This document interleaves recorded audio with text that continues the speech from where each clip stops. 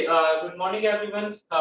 Last class में हमने समझा था प्रेशर वेसल से रिलेटेड प्रेशर वेसल से रिलेटेड जो डेरिवेशन थे वो हमने देखे थे। तो उसी का एक छोटा सा रिकैपिचुलेशन ले लेते हैं। ठीक है, रिकैपिचुलेशन जैसे कि यहाँ पर है। सबसे पहले मुझे बताइए थिन सिलेंडर क्या हुआ करता है। थिन सिलेंडर क्या था? थिन सिलेंडर के लिए सबसे मैंडेटरी चीज क्या थी? थिन सिलेंडर हमारे सिलेबस में है। थिन सिलेंडर आपको थिन सिलेंडर से अगर एक छोटा सा ऑब्जेक्टिव क्वेश्चन रख दिया जाए तो थिन सिलेंडर से आप क्या समझते हैं? थिन सिलेंडर क्या था? एक रेशो मैंने बताया था, वो रेशो क्या था?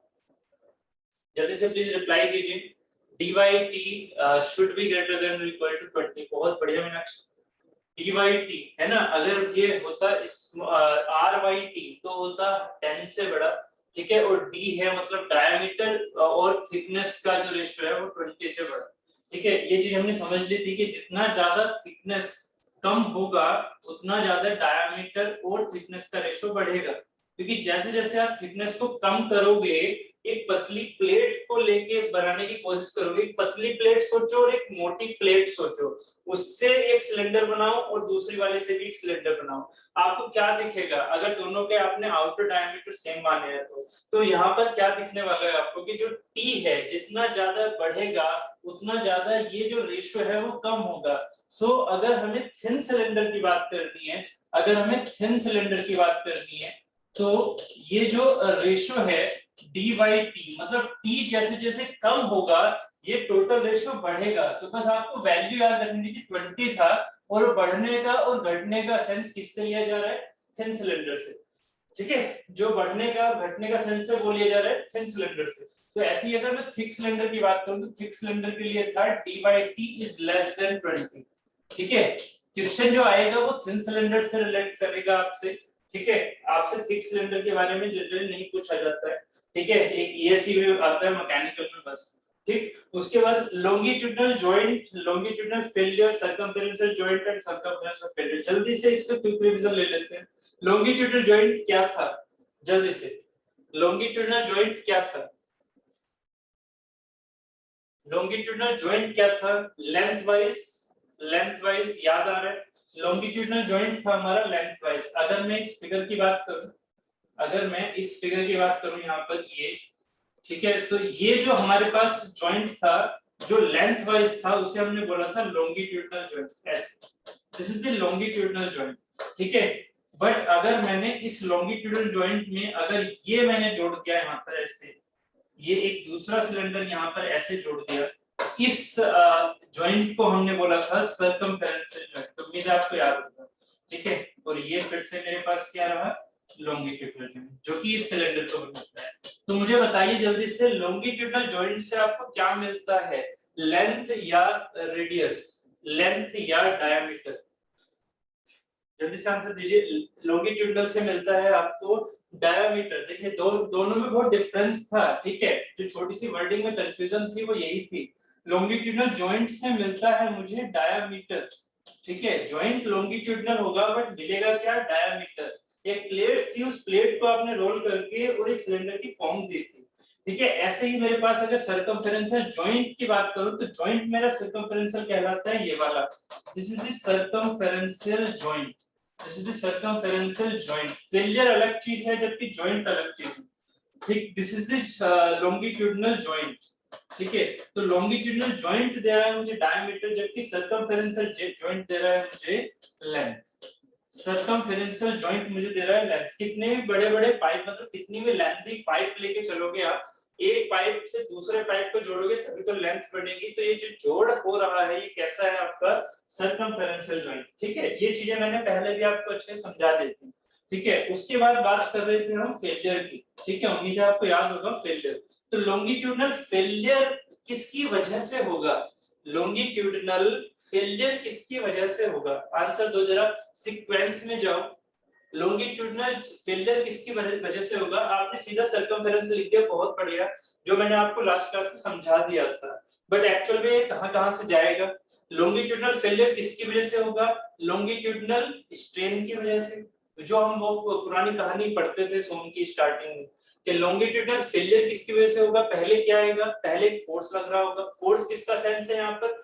प्रेशर का, प्रेशर फोर्स लग रहा होगा जिसकी वजह से लॉन्गिट्यूडनल स्ट्रेन आएगी, लॉन्गिट्यूडनल स्ट्रेन आएगी तो वहां लॉन्गिट्यूडनल स्ट्रेस होगी, लॉन्गिट्यूडनल स्ट्रेस होगी तो लॉन्गिट्यूडनल स्ट्रेस फेलियर कब होता है, जब मेरी लॉन्गिट्यूडनल स्ट्रेस कहां पर पहुंच चुकी होगी, अपनी यील्ड स्ट्रेंथ पर पहुंच चुकी होगी या अपनी अल्टीमेट स्ट्रेंथ पर पहुंच चुकी होगी। ये सब चीजें माइंड में चल रही है ना, ठीक है, जल्दी से बताइए मुझे ये चीजें क्लियर हुई या नहीं जो मैंने बोली है अभी, ठीक है ना, गुड। क्या कि हमारे पास जो लॉन्गिट्यूडनल फेलियर है, आपको वो फिगर याद होगा, उम्मीद है हमने स्टूडी में ऐसे बनाया था इस चीज को, और यहाँ पर हमने ये चीज देखी थी कि जो प्रेशर है वो ऐसे ऐसे काम कर रहा है, तो ये बेसिकली प्रेशर फोर्स होता है जिसकी डायरेक्शन होती है, ठीक है, मैंने समझाया हुआ था कि प्रेशर क्या है और प्रेशर फोर्स क्या है। तो प्रेशर फोर्स यहाँ पर जो इधर की तरफ लेके जा रहा है इसे लॉन्गिट्यूडनल डायरेक्शन में, तो जब हम एक छोटा सा इसमें से एलिमेंट काटेंगे, एक छोटा सा यहाँ से एक एलिमेंट काटेंगे, तो इस एलिमेंट, कौन सा एलिमेंट काटा है, ये सॉलिड बॉडी पर काटा सिलेंडर की, तो सिलेंडर की सॉलिड बॉडी पर जो एलिमेंट काट रहे हो, इस एलिमेंट पर आपको सिग्मा एल प्रोड्यूस होती थी, याद है सिग्मा एल, ठीक, सिग्मा एल कहां से आई थी, ये मैंने फिगर आपको समझाए थे, याद हो तो ये फिगर, ठीक है, तो सिग्मा एल जो प्रोड्यूस हुई थी, इस सिग्मा एल के बेसिस पर, ये सिग्मा एल क्यों आया, क्योंकि यहाँ पर लॉन्गिट्यूडनल स्ट्रेन था, इस वजह से लॉन्गिट्यूडनल स्ट्रेस प्रोड्यूस हुआ। अब ये जो मटेरियल जिससे ये सिलेंडर बना है, जिससे ये सिलेंडर बना है, वो जो पर्टिकुलर मटेरियल है उसकी स्ट्रेंथ इन लॉन्गिट्यूडनल डायरेक्शन, अभी मैं बात करूंगा आगे आराम से, आप ये समझ जाओगे कि सिलेंडर में कौन सा फेलियर क्राइटेरिया लेके चला जाता है, ठीक है। अभी फिलहाल ये समझिएगा कि जो लॉन्गिट्यूडनल डायरेक्शन है उसमें मेरी जो स्ट्रेंथ है वो मेरी सिग्मा एल की जो वैल्यू प्रोड्यूस कर रहा हूं, वो मेरी स्ट्रेंथ की वैल्यू पर जैसे ही पहुंचेगी, मान लीजिए स्ट्रेंथ की वैल्यू है सिग्मा वाई इस डायरेक्शन में, जिसकी वैल्यू है 250 मेगापास्कल, तो जैसे ही मैं इसमें सिग्मा एल है इंड्यूस्ड, किससे इंड्यूस हुई भाई, ये क्या है इंड्यूस्ड, ये किससे इंड्यूस्ड हो रहा है, आपने इसका डेरिवेशन किया था लास्ट क्लास में, सिग्मा एल की वैल्यू क्या थी, याद करके बताइए जल्दी से, सिग्मा एल की वैल्यू किसकी वजह से आई थी और क्या थी, सिग्मा एल की वैल्यू किसकी वजह से और क्या थी, जल्दी से आंसर दो। सिग्मा एल क्या था हमारा, लॉन्गिट्यूडनल स्ट्रेस, जिसकी वैल्यू आई थी पीडी बाई 40, बहुत बढ़िया, पीडी बाई 40, ठीक है, ये हमने प्रूफ किया था, नहीं याद है तो प्लीज इसका जो मैंने डायग्राम समझाया था उससे याद करो, पूरा डेरिवेशन कराया था, इक्विलिब्रियम की बात की थी, समेशन एफएक्स की, समेशन एफएक्स इक्विलिब्रियम की बात की थी, यहाँ पर यहाँ समेशन एफवाई इक्विलिब्रियम की बात की थी, दोनों से डेरिवेशन निकाला था, यहाँ से निकल के आया था sigma L equal to PD by 40, जबकि यहाँ से निकल के आया था sigma H equal to PD by 2t, है ना, तो ये दो आउटकम आपके निकल के आए थे। अब मैं यहाँ पर जो समझा रहा था उसको समझो कि जो मेरे पास सिग्मा एल है वो है इंड्यूस्ड, जो कि डेवलप हुआ है किसकी वजह से, ये स्ट्रेस है इंड्यूस्ड किसकी वजह से, एक्सटर्नल प्रेशर अप्लाई करने की वजह से, वो एक्सटर्नल प्रेशर कौन सा है, वो एक्चुअल में इंटरनल फ्लूइड की वजह से सरफेस पर लगने वाला प्रेशर फोर्स है, तो उसकी वजह से प्रोड्यूस होने वाली स्ट्रेस कितनी है सिग्मा एल। अगर मेरी सिग्मा एल जो इंड्यूस हो रही है वो मेरी अगर यील्ड लिमिट के बराबर पहुंच जाए तो ये बॉडी फेल हो जाएगी, किसमें फेल होगी, अब आंसर दो, किसमें फेल होगी, अब आंसर दो, वो फेलियर होगा मेरा लॉन्गिट्यूडनल फेलियर या सर्कमफेरेंशियल फेलियर, जल्दी से आंसर दो, वो मेरा कौन सा वाला फेलियर होगा, गलती मत करो, फेलियर की बात कर रहा हूँ, जॉइंट की बात नहीं कर रहा, वो कौन सा फेलियर होगा, मैंने पिछली बार भी आपको समझाया था, आज मैंने आपको स्ट्रेंथ बेसिस पर समझाया, उस दिन मैंने सिर्फ और सिर्फ नाम समझाए थे, ठीक है, उस दिन मैंने सिर्फ और सिर्फ नाम समझाए थे, फिर से गलती कर रहे हो आप। एक बात बताइए मुझे, लॉन्गिट्यूडनल फेलियर, समझो जरा इस चीज को, लॉन्गिट्यूडनल फेलियर किसकी वजह से हो रहा है, फेलियर किसकी वजह से हो रहा है, लॉन्गिट्यूडनल फेलियर किसकी वजह से हो रहा है, पहले ये चीज सोचो, ये जो लॉन्गिट्यूडनल फेलियर है ये किसकी वजह से हो रहा है, लॉन्गिट्यूडनल स्ट्रेन की वजह से, यस और नो, लॉन्गिट्यूडनल स्ट्रेन आएगी, इस वजह से क्या आएगी, स्ट्रेस आएगी, और मेरा फेलियर होगा लॉन्गिट्यूडनल फेलियर, तो ये जो लॉन्गिट्यूडनल फेलियर है ये है तो मेरा लॉन्गिट्यूडनल डायरेक्शन के सेंस में, बट कौन सा वाला जॉइंट टूटा, that is the circumferential joint. Longitudinal failure से कौन सा वाला जॉइंट टूटा, वो टूटा मेरा सर्कमफेरेंशियल जॉइंट। बात समझ में आ रही है? ये जो लॉन्गिट्यूडनल फेलियर से जॉइंट मेरा टूटेगा वो कौन सा टूटेगा, सर्कमफेरेंशियल जॉइंट, क्योंकि वीक पॉइंट हमारे वो जॉइंट होंगे, है ना। ये चीज मैंने पिछली बार भी आपको माइंड में क्रिएट करा दी थी, जो मेरे वीक पॉइंट होंगे वो क्या होंगे, जॉइंट। चीजें सबसे पहले जॉइंट से टूटेंगी, मटेरियल हमारा अच्छा स्ट्रेंथ का होता है, ठीक है। तो यहाँ अगर जॉइंट की स्ट्रेंथ देखोगे तो वो कम दिखेगी, ठीक है। तो इसका मतलब सर्कमफेरेंशियल जॉइंट से मेरा लॉन्गिट्यूडनल फेलियर होगा, लॉन्गिट्यूडनल फेलियर मेरा सर्कमफेरेंशियल जॉइंट से होगा। क्लियर है ये चीज? बताइए जल्दी से, क्योंकि दोनों चीजें मुझे मिक्स आंसर में मिल रही थी। अब बताइए जिनके मिक्स आंसर आ रहे थे वो उनको यार ये चीजें क्लियर है, ठीक है। अब मैं फिर से इसी क्वेश्चन को दूसरे सेंस में रिपीट कर लेता हूँ, ठीक है। अब मैं पूछता हूँ आपसे कि सिग्मा एल तो ठीक है, ये आपने पढ़ लिया था। सिग्मा एच याद है? सिग्मा एच क्या था, ऐसे लग रहा था सिग्मा हुक। मान लीजिए जो सिग्मा एच है, अब मैं इसके स्ट्रेंथ क्राइटेरिया की बात कर रहा हूँ, ठीक है। मान लीजिए सिग्मा एच पहले पहुंच जाता है 250। अभी सिग्मा एल की वैल्यू क्या है मुझे उससे कोई मतलब नहीं है फिलहाल के लिए, है ना। अभी सिर्फ सेंस को समझना है। सिग्मा एच की वैल्यू मान लीजिए 250 पे पहले पहुंच गई, ठीक है। किसी मटेरियल के लिए सिग्मा एच की वैल्यू 250 पे पहले पहुंच गई। सिग्मा एच क्या है, ये भी एक इंड्यूस स्ट्रेस है, जबकि ये क्या है, मेरी उस मटेरियल की स्ट्रेंथ है। तो सिग्मा एच अगर सिग्मा एच 250 से पहले पहुंच जाता है सिग्मा एल से, पहुंचे या ना पहुंचे उसकी कहानी नहीं करते, ठीक है। सिग्मा एच की वैल्यू 250 से पहले पहुंच गई। तो अब मुझे बताइए ये कौन सा फेलियर होगा, ये कौन सा फेलियर होगा। फेलियर का नाम बोलना, अभी जॉइंट का नाम मत बोलना। मैं क्या पूछ रहा हूँ, फेलियर कौन सा होगा। ये सिग्मा एच की वजह से जो फेलियर हो रहा है उसका नाम क्या होगा। सिग्मा एच की वजह से सर्कमफेरेंशियल फेलियर। बहुत ही बढ़िया, अब चीज क्लियर हो रही है। सर्कमफेरेंशियल फेलियर, अब इसमें किसी को डाउट नहीं आया।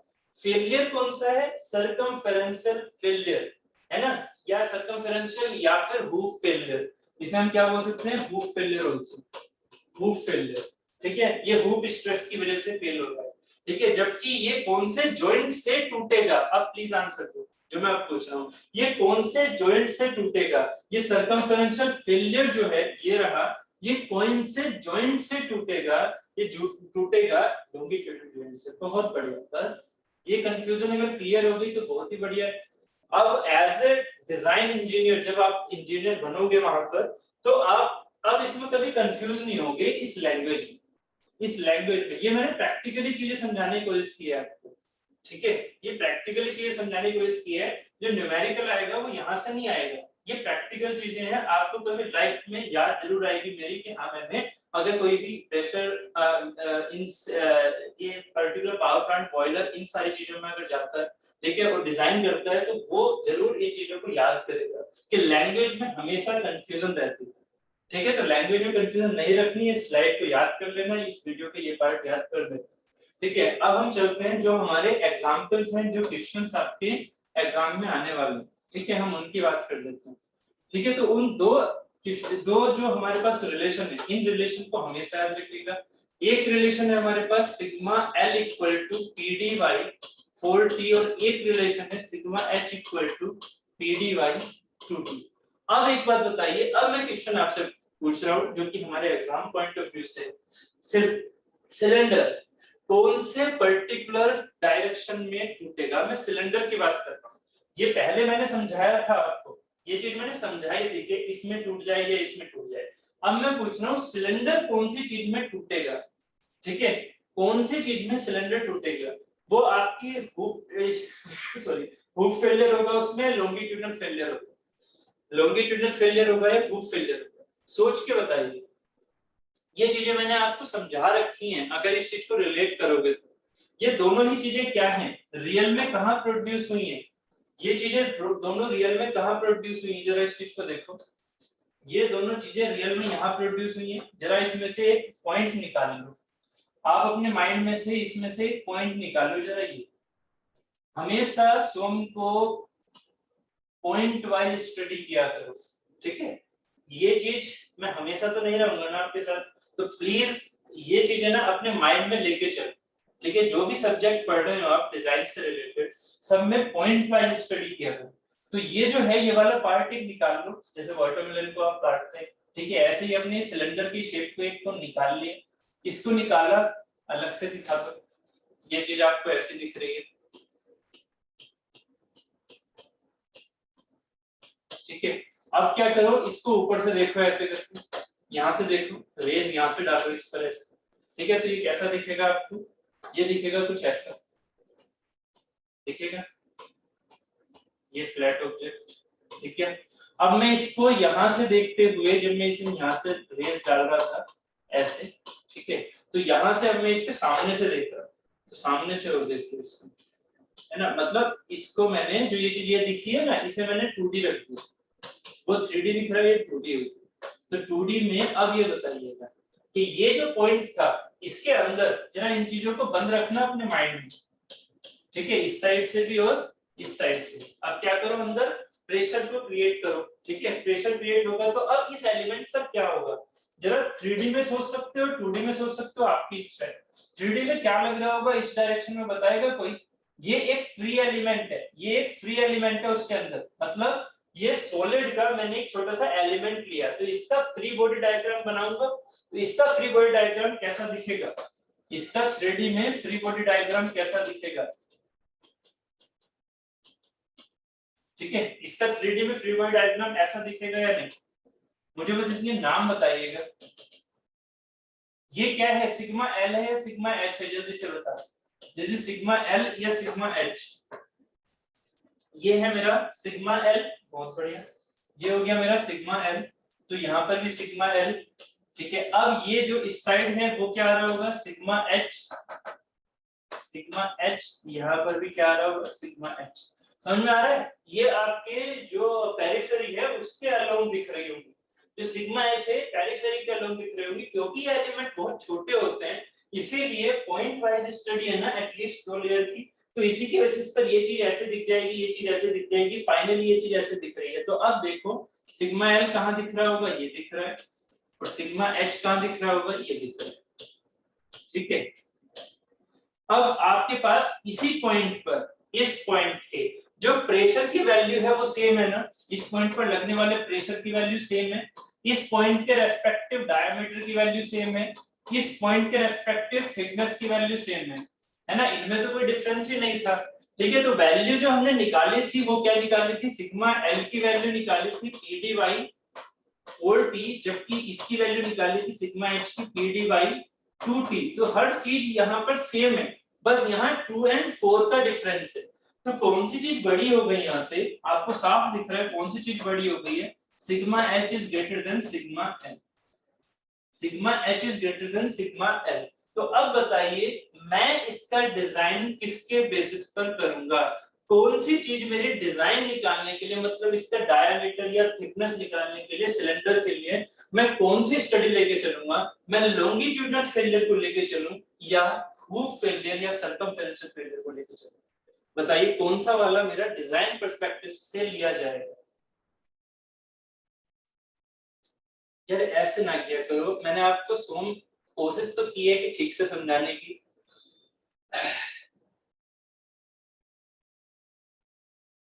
कौन सी चीज पहले फेल होगी,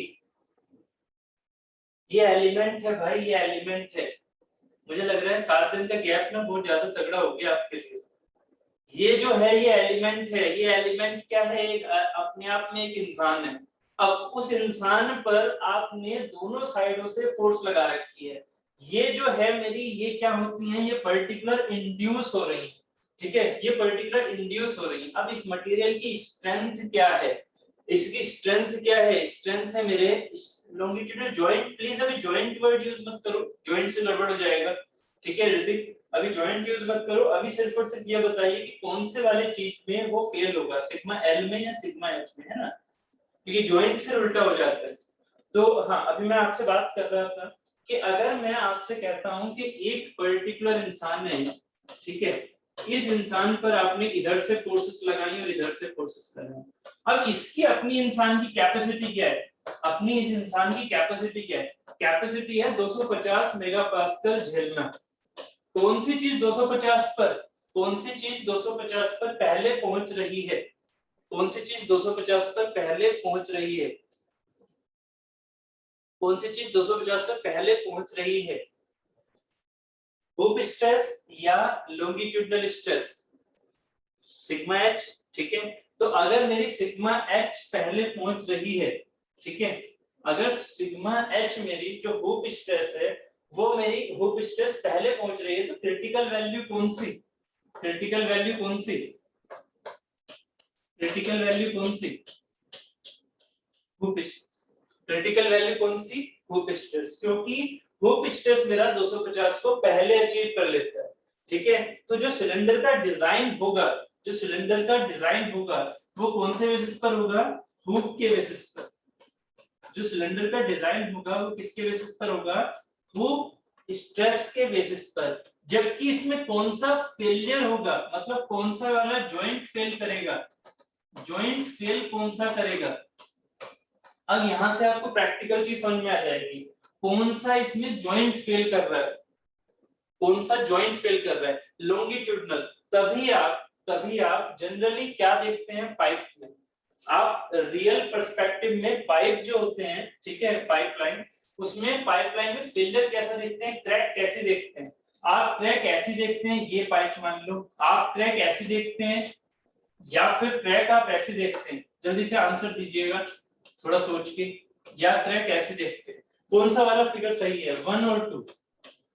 पाइप में कैसी वाली फेलियर देखने को मिलता है, 1 और 2? जनरली जो क्रैक है वो कैसे देखने को मिलती है, 2, ठीक है। इसका मतलब क्या हुआ, पाइप में जो फेलियर है वो कौन से डायरेक्शन के बेसिस पर हो रहा है? वो स्ट्रेस के बेसिस पर, लॉन्गिट्यूडिनल डायरेक्शन। हुप स्ट्रेस के बेसिस पर लॉन्गिट्यूडिनल डायरेक्शन, मतलब इनको ना छोटा सा एलिमेंट पकड़ लो। तो हुप स्ट्रेस क्या है, ज्यादा स्ट्रेस क्रिएट हो रही है, यहाँ इंड्यूस ज्यादा है, तो वो अपनी स्ट्रेंथ मैक्सिमम लिमिट तक पहुंचेगी जल्दी, ठीक है। और इसी वजह से क्या होगा, यहाँ पर हुप स्ट्रेस के बेसिस पर इसमें फेलियर होगा। कैसा फेलियर? Longitudinal joint failure. जब वर्ड यूज करेंगे तो लॉन्गिट्यूडिनल जॉइंट फेलियर यूज करेंगे, नहीं तो सर्कमफेरेंशियल फेलियर बोलेंगे। दोनों में डिफरेंस है, सर्कमफेरेंशियल फेलियर बोलेंगे, नहीं तो लॉन्गिट्यूडिनल जॉइंट फेलियर बोलेंगे, ठीक है। बात क्लियर हो गई? ठीक लग रहा है थोड़ा सा इफेक्ट मेरे माइंड पर ही पड़ा है, ठीक है, चलिए। हाँ, तो लॉन्गिट्यूडिनल, हाँ, अब नेक्स्ट चलते हैं, ठीक है। सिलेंडर में सर्कमफेरेंशियल लेते हैं, सिलेंडर में सर्कमफेरेंशियल जॉइंट लेते हैं। मीनाक्षी थोड़ा सा क्लियर करो क्या कहना चाह रहे हो।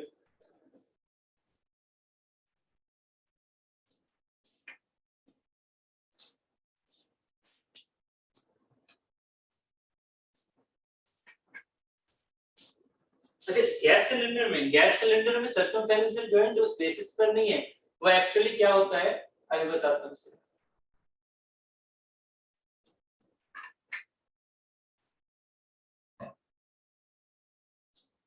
वो एक्चुअली क्या है ना,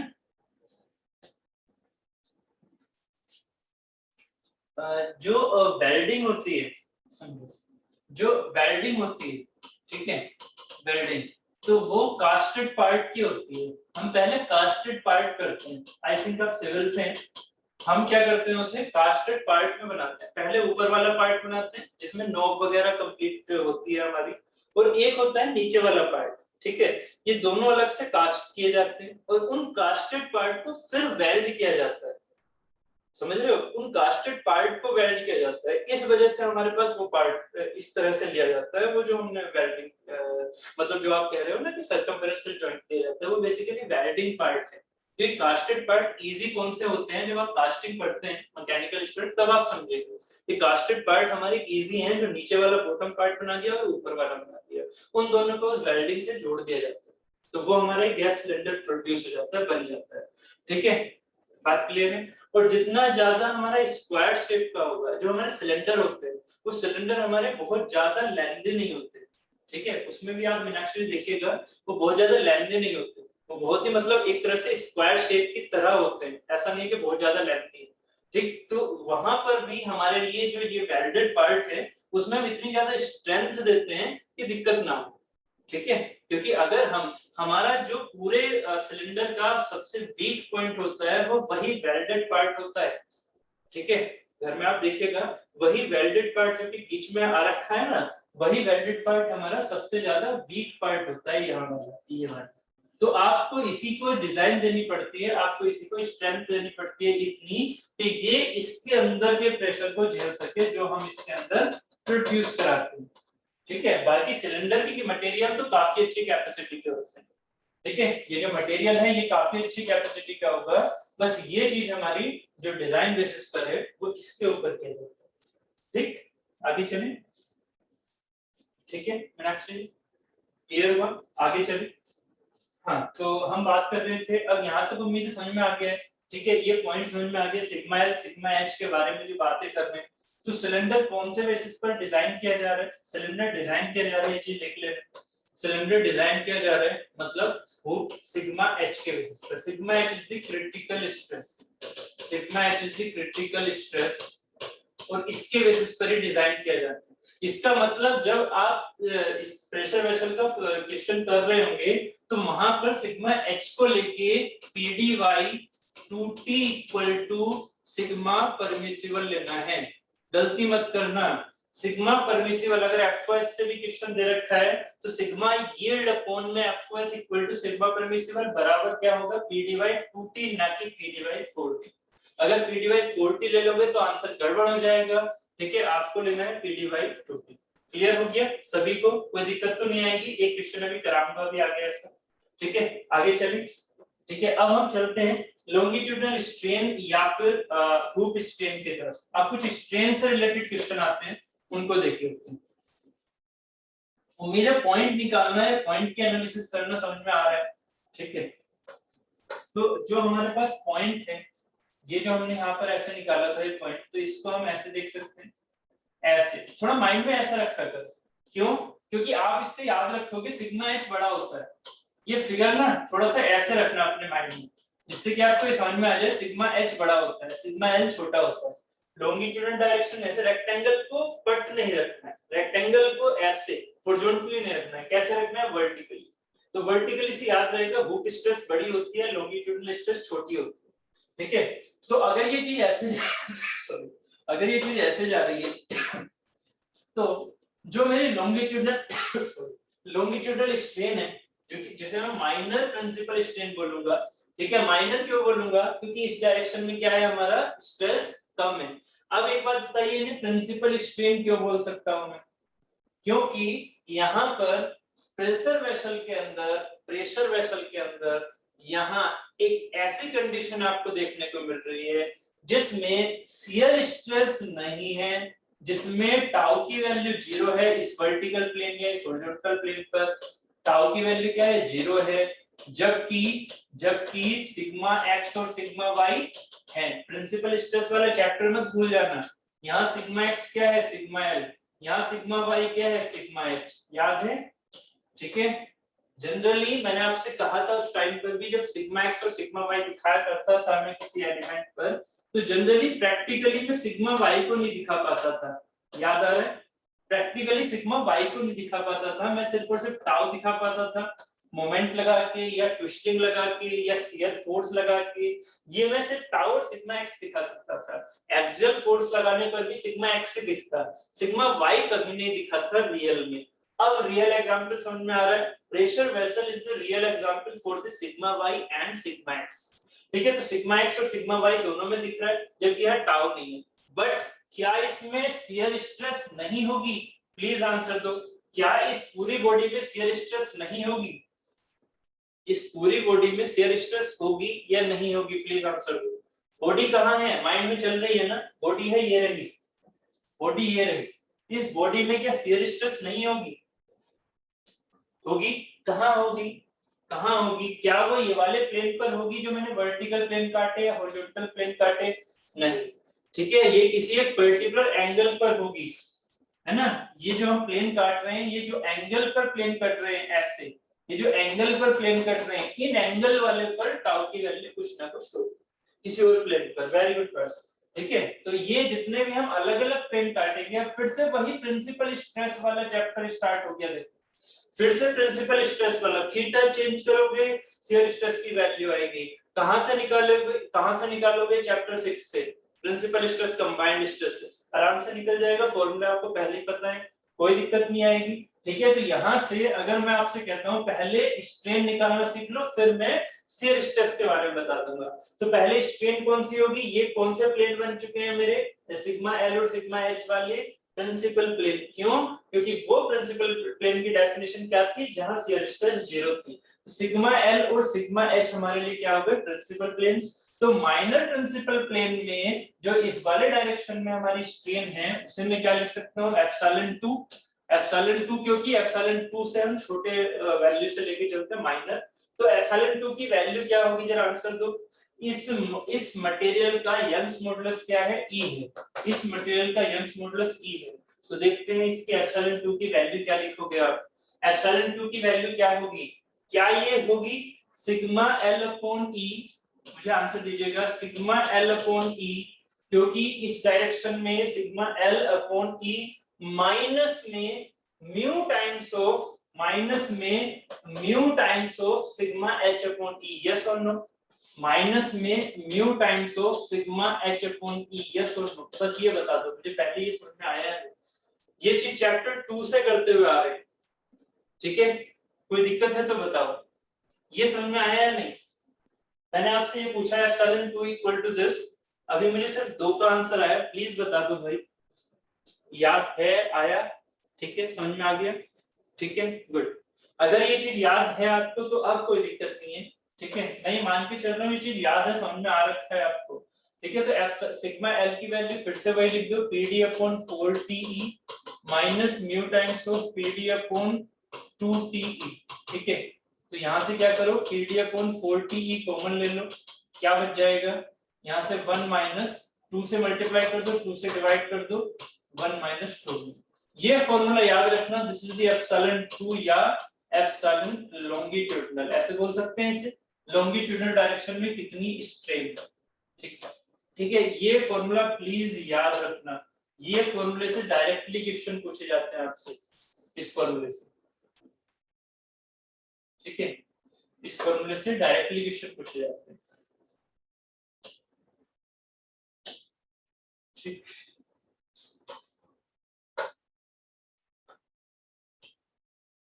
by 40e 1 minus 2। अब चलते हैं हुक स्ट्रेन की तरफ। हुक स्ट्रेन कौन सी डायरेक्शन में होगी, y डायरेक्शन में। y डायरेक्शन में जो नेट स्ट्रेन है, वर्डिंग पर जाओ मेरी, y डायरेक्शन में जो नेट स्ट्रेन है that is the hook strain. Please उससे लेटरल स्ट्रेन मत बोलना। अगर मैं आपसे क्रॉस क्वेश्चन पूछता कि ये क्या मेरी लेटरल स्ट्रेन है, तो यस और नो, क्या ये मेरी लेटरल स्ट्रेन है, क्या मैं इसे हुक स्ट्रेन को लेटरल स्ट्रेन बोल सकता हूँ, यस और नो, गलती यहां हो जाती है, नहीं, क्यों, क्योंकि लेटरल स्ट्रेन तो इस वाली में भी थी भाई, कौन सी वाली में, इसमें भी, लेटरल तो इसमें भी थी, किसके लिए लेटरल, जो ये वाली सिग्मा एच था उसका लेटरल पार्ट इसी में तो देख रहे थे, तभी तो म्यू टाइम्स किया था, है ना। तो लेटरल स्ट्रेन का कॉन्सेप्ट नहीं है, लेटरल स्ट्रेन इसके अंदर है। ठीक है, यहाँ जो वर्ड है वो किसका है, हुक स्ट्रेन, मतलब वाई डायरेक्शन में इस फोर्स की, मतलब सॉरी इस स्ट्रेस की वजह से जो स्ट्रेन आ रही है वो हमारी स्ट्रेन की वैल्यूज क्या है, तो यहाँ पर उसे हम बोल देंगे एप्सिलॉन 1। ठीक है, तो ये गलती मत करना, ये लेटरल नहीं है, ठीक है, पता लगा इसे आप लेटरल बोल दो, ये लेटरल नहीं है। तो एप्सिलॉन 1 की वैल्यू क्या हो जाएगी, एप्सिलॉन 1 इक्वल टू, इसे मैं बोल सकता हूँ एप्सिलॉन हुक। ठीक है, ये हो जाएगा मेरा सिग्मा एच अपॉन ई, क्योंकि एच की डायरेक्शन में देख रहे हैं, माइनस ऑफ, क्योंकि ये भी टेंसाइल है इस वजह से माइनस जाएगा, minus of mu times of sigma L upon E. तो फॉर्मूला क्या आ जाएगा, pdy 2t minus mu times of pdy 4t e। यहां से आप फिर से कॉमन ले लो, pdy 4t e, तो क्या क्या बचेगा, यहाँ से 2 से मल्टीप्लाई, 2 से डिवाइड, क्या हो जाएगा है 2 माइनस, ये बचेगा म्यू। तो ये फॉर्मूला भी प्लीज याद रखिएगा, ये होता है हमारा एप्सिलॉन 1 या epsilon hoop equal to pd by 4te 2 minus. दो फॉर्मूले क्लियर हो गए, डायरेक्टली पूछे जाते हैं, यहाँ तक क्लियर? ठीक है, आगे चले। अब एक बात बताइएगा, ये जो माइंड में चला है, ये माइंड में यहीं से तो चला है कि सर लेंथ बढ़ रही है, ओके, सर डायमीटर चेंज हो रहा है, ओके। माइंड में क्या चलता है? माइंड में अगर हम प्रेशर वेसल को एक सिलेंडर मान के चलते हैं तो हम सिलेंडर कभी कभी उसे सॉलिड मान लेते हैं। अगर मैं एक छोटा सा क्वेश्चन पूछूं कि इसका वॉल्यूमेट्रिक स्ट्रेन, मतलब जो वॉल्यूम में चेंज हो रहा है, जो वॉल्यूम में चेंज हो रहा है वो होगा या नहीं होगा, पहले तो ये आंसर दो मुझे, यस और नो। वो वॉल्यूम में चेंज होगा या नहीं होगा इस प्रेशर की वजह से? वॉल्यूम में चेंज होगा, यस और नो? वॉल्यूम में चेंज होगा, ओके, होगा, ठीक है। ये चीज आपको क्लियर दिख रही है, क्यों? क्योंकि ये कोई सिलेंडर सॉलिड नहीं है। जैसे मैं आपको पहले समझाया करता था कि वॉल्यूम में चेंज होगा, वो किस पर डिपेंड करता है? वो डिपेंड करता है टोटल मास की चेंजेस पर, जो मैंने आपको चैप्टर 2 में समझाया था कि वॉल्यूम चेंज हो रहा है, वो डिपेंड करता है डेंसिटी चेंजेस पर। अगर सॉलिड टोटल सॉलिड है, यहाँ क्या है, अंदर प्रेशर वेसल, अंदर क्या है, प्रेशर भरा हुआ है, ठीक है। तो ये चीज हमारी कोई वो नहीं है जो वहां से आप मास से रिलेट करके इसको लेके चलो, ऐसा नहीं लेके चलोगे। दूसरी चीज, यहाँ पर जब आपने इस पर वॉल्यूमेट्रिक स्ट्रेन की बात की, तो ये है एक सिलेंडर। इस सिलेंडर के लिए चैप्टर 2 में मैंने आपको समझाया भी था, अगर आपको याद हो तो, ठीक है। मैंने आपको चैप्टर 2 में समझाया हुआ था कि जो मेरा पास एक सिलेंड्रिकल कंटेनर होता है, सिलेंड्रिकल कंटेनर, उसके लिए मेरे पास टोटल वॉल्यूम में चेंज एप्सिलॉन v मेरा क्या निकल के आता है, याद होगा आपको, 2 टाइम्स ऑफ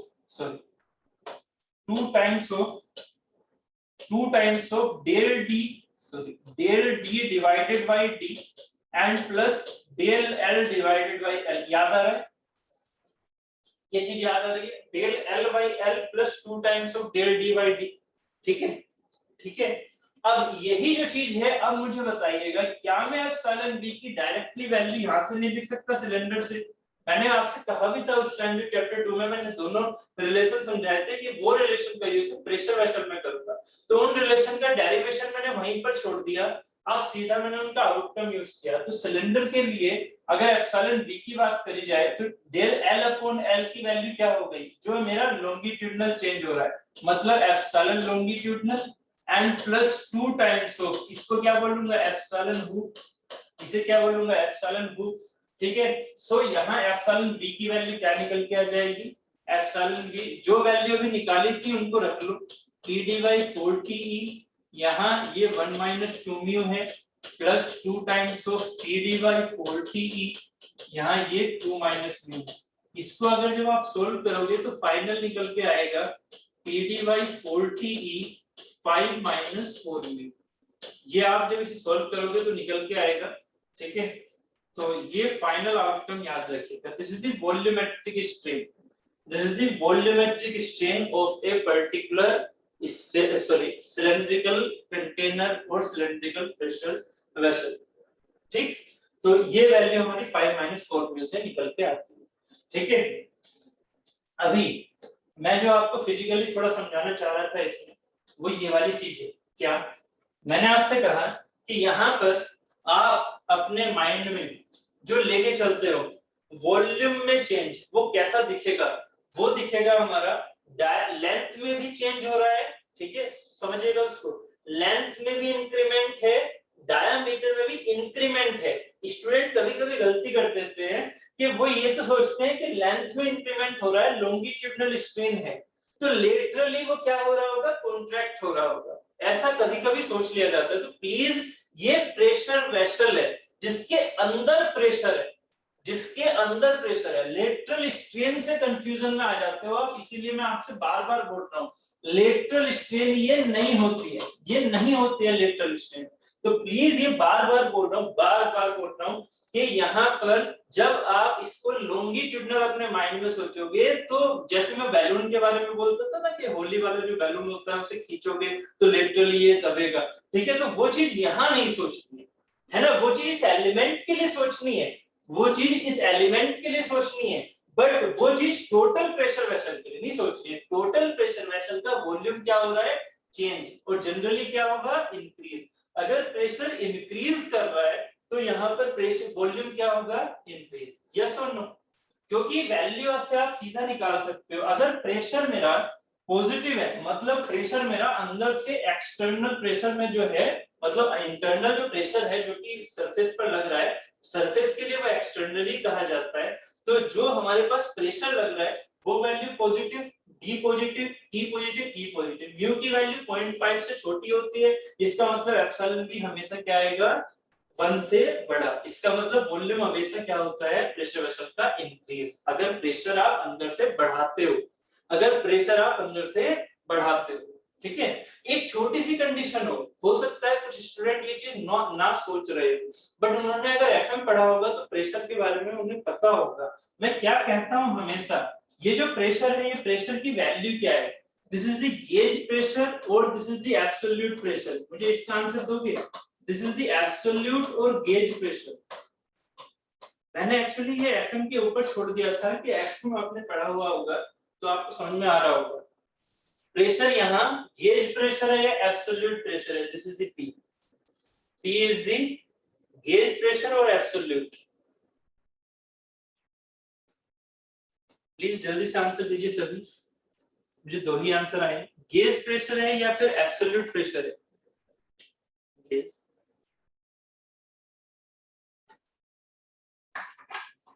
भाई गेज क्यों है? क्योंकि देखो जिनके आंसर नहीं आए, ठीक है, उनके लिए मैं थोड़ा बता देता हूँ। जब भी आप किसी भी चीज को स्ट्रेस की कंडीशन में मानोगे, आप अगर कहते हो सॉरी, आप अगर कहते हो बाहर एटमॉस्फेरिक प्रेशर 1 atm और अंदर कहते हो अंदर एटमॉस्फेरिक प्रेशर 1 atm, ये मतलब एक तरह से ओपन है, अंदर भी 1 atm बाहर भी 1 atm। समझो जरा, अंदर भी 1 atm बाहर भी 1 atm, तो इस कंडीशन को आप एक रेफरेंस मानोगे या नहीं? इस कंडीशन को आप एक रेफरेंस मानोगे या नहीं? अंदर भी 1 atm बाहर भी 1 atm, मतलब ये दोनों साइड से क्या मान के चलो आप, ओपन है, ये दोनों साइड से ओपन है, तो गैस अंदर भरी हुई है, जो एयर है वो अंदर भरी हुई है, इसका मतलब ये भी हमारे लिए बाहर और अंदर से, क्योंकि ऑलवेज क्या होता है, ऑलवेज हमारे पास जो मैंने अभी कंडीशन ली थी, मैंने फॉर्मूला कहां ड्राइव किया था, वो डेरिवेशन वाली स्लाइड से मेरे पास नहीं है, ठीक है, वो आपके नोट्स में होगी जरूर। वहां पर आपने जब P की वैल्यू लिखी थी P इंटू 5/4d², तो वहां जो ये P था ना, ये P आपने जो एटमॉस्फेरिक प्रेशर था, मतलब जो बाहर का प्रेशर था ना, उस बाहर के प्रेशर को आपने जीरो मान लिया था, उस बाहर के प्रेशर को आपने जीरो मान लिया था, अंदर के प्रेशर की वैल्यू सीधी ली थी। तो जब आपने बाहर के प्रेशर को जीरो मान लिया, तब आपने क्या बोला, इसे हमारा उस जीरो रेफरेंस से ऊपर का। तो अब आपको याद होगा, प्रेशर जब हम एफएम पढ़ते हैं तो आपके पास एक चार्ट होती है, एक हमारे पास रेफरेंस होता है, एक एटमॉस्फेरिक प्रेशर की लाइन होती है। तो क्योंकि आपको पता है कि आपके सिलेंडर के आगे बाहर, ठीक है, आपके सिलेंडर के बाहर जो आप सिलेंडर स्टडी कर रहे हो उसके बाहर स्पेस नहीं है, क्योंकि आप अर्थ के ऊपर जी रहे हो, और अर्थ के ऊपर जी रहे हो तो आपके पास एटमॉस्फेरिक प्रेशर ऑटोमेटिकली पहले से ही है। तो अगर एटमॉस्फेरिक प्रेशर यहाँ पर पहले से ही मौजूद है, तो जो हमने स्टडी की है वो रेफरेंस ये मान के की है ना, तो ये एक तरह से मेरे लिए जीरो हो गया अगर मैं उसे गेज मान के चलूं। ठीक है, गेज समझ रहे हो, गेज के लिए जो रेफरेंस है वो ये हो जाती है, मतलब ये जीरो लाइन हो गई एक तरह से। ठीक है, बट जो मेरा अगर एब्सोल्यूट लेके चला जाए तो एब्सोल्यूट के लिए मुझे एटमॉस्फेरिक प्रेशर को जोड़ना पड़ेगा। बात क्लियर है? अगर मैं एब्सोल्यूट बोलूंगा तो एटमॉस्फेरिक प्रेशर में जोड़ना पड़ेगा, इसका मतलब ये पी जो यहाँ पर होता है, this is the gauge pressure, मतलब हमने इसमें रेफरेंस क्या मानी है, रेफरेंस मानी है एटमॉस्फेरिक, रेफरेंस मानी है एटमॉस्फेरिक, मतलब एटमॉस्फेरिक से ये कितना ऊपर, एटमॉस्फेरिक से कितना ऊपर, यही वैल्यू यहाँ यूज होगी। अगर मैंने आपसे 5 atm बोल दिया, अगर मैंने आपको बोला 5 atm का प्रेशर है, ठीक है, तो 5 atm जो है हमारे पास वो यहाँ पर क्या है, गेज प्रेशर है, तो उसका एब्सोल्यूट कितना होगा, आंसर दो।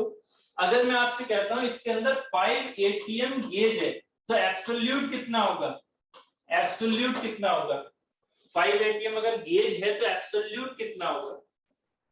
जो मैं यहाँ P की वैल्यू 5 एटीएम यूज करूंगा तो यहाँ पर एब्सोल्यूट कितना होगा? 6। मुझे ऐसा लगा कि आप एफएम को बिल्कुल ही तो नहीं बोल रहे, ठीक है? तो 6 मतलब 5 + 1 एटमॉस्फेरिक प्रेशर कितना होता है? 1 एटीएम, ठीक है? तो 6 एटीएम का हमारा एब्सोल्यूट प्रेशर हो जाएगा। तो डिपेंड करता है क्वेश्चन में क्या दिया। अगर एब्सोल्यूट प्रेशर दिया हुआ है तो आपको पहले उसे गेज प्रेशर में कन्वर्ट करना पड़ेगा। क्लियर हो गया? चलिए, ठीक। तो यहाँ तक उम्मीद है समझ में आ गया होगा। अब हम एक चीज और लेके चल लेते हैं, ठीक है? एक्चुअली ये स्लाइड मुझे यहाँ से हटाने में फायदा है, क्योंकि मैंने पहले स्ट्रेन समझा दिया। इसके आगे हम यहाँ मैक्सिमम, कभी कभी ये क्वेश्चन आ जाता है प्रेशर वेसल से, मैक्सिमम शियर स्ट्रेस। ये मैक्सिमम शियर स्ट्रेस वाला कॉन्सेप्ट क्या है? आपको याद है theory of failure? Theory of failure में हमने मैक्सिमम शियर स्ट्रेस बताया था। उसमें मैंने ये बताया था, एक होती है हमारी एब्सोल्यूट टाउ मैक्स, एक होती है इन प्लेन टाउ मैक्स, ठीक है? तो उम्मीद है वो चीजें याद होंगी। तो अब मुझे जरा आंसर दीजिएगा, अब मुझे यहाँ से आंसर दीजिएगा। इसी फिगर का यूज कर रहा हूँ, बार बार नहीं बनाता हूँ मैं, इसी फिगर का यूज कर रहा हूँ यहाँ पर। ये इसको मैं यहाँ से ले लेता हूँ।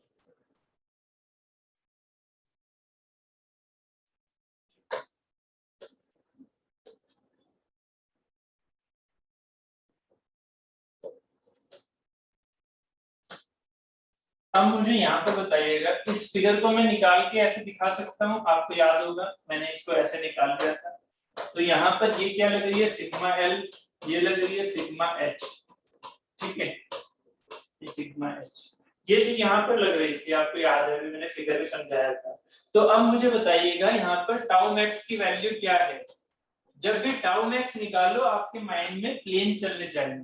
अगर आपने इसे एक्स और इसे वाई माना है तो ये जो टाउ मैक्स है ये कौन से प्लेन में दिखा रहे हो आप? एक्स वाई प्लेन में। तो टाउ मैक्स की वैल्यू कितनी होगी? टाउ मैक्स की वैल्यू, यहाँ क्वेश्चन में आपको कंफ्यूज किया जाता है, मैं ईएससी की बात भी कर रहा हूँ। ईएससी में क्वेश्चन टाउ मैक्स से रिलेटेड प्रेशर वेसल के ऊपर आए हुए हैं, ठीक है? तो प्लीज थोड़ा ध्यान देना। यहाँ सिग्मा, सिग्मा ये जो टाउ मैक्स है प्रेशर वेसल में, ये हमारी कहलाएगी sigma H minus sigma L by 2। याद है जब मैं टाउ मैक्स की बात कर रहा हूँ, प्रिंसिपल प्लेन की बात कर रहा हूँ, तो आप चाहे तो इसका मोड सर्किल बना सकते हो। मोड सर्किल क्या बनेगा? सिग्मा एच 2 टाइम्स है सिग्मा एल के, याद है? सिग्मा एच 2 टाइम्स है, तो ये हो गए। इस पर टाउ है क्या? नहीं। इस पर टाउ है क्या? नहीं। ये कौन से हो गए? ए और B point. A B point को मिला दो, मिला के उसको हाफ करके एक सर्किल बना दो, बना दिया। ये बन गया मेरा मोड सर्किल किसका? इस एक्स वाई प्लेन का। इस एक्स वाई प्लेन का तो टाउ मैक्स कितना होगा? टाउ मैक्स होगा इस एक्स वाई प्लेन में इसकी रेडियस।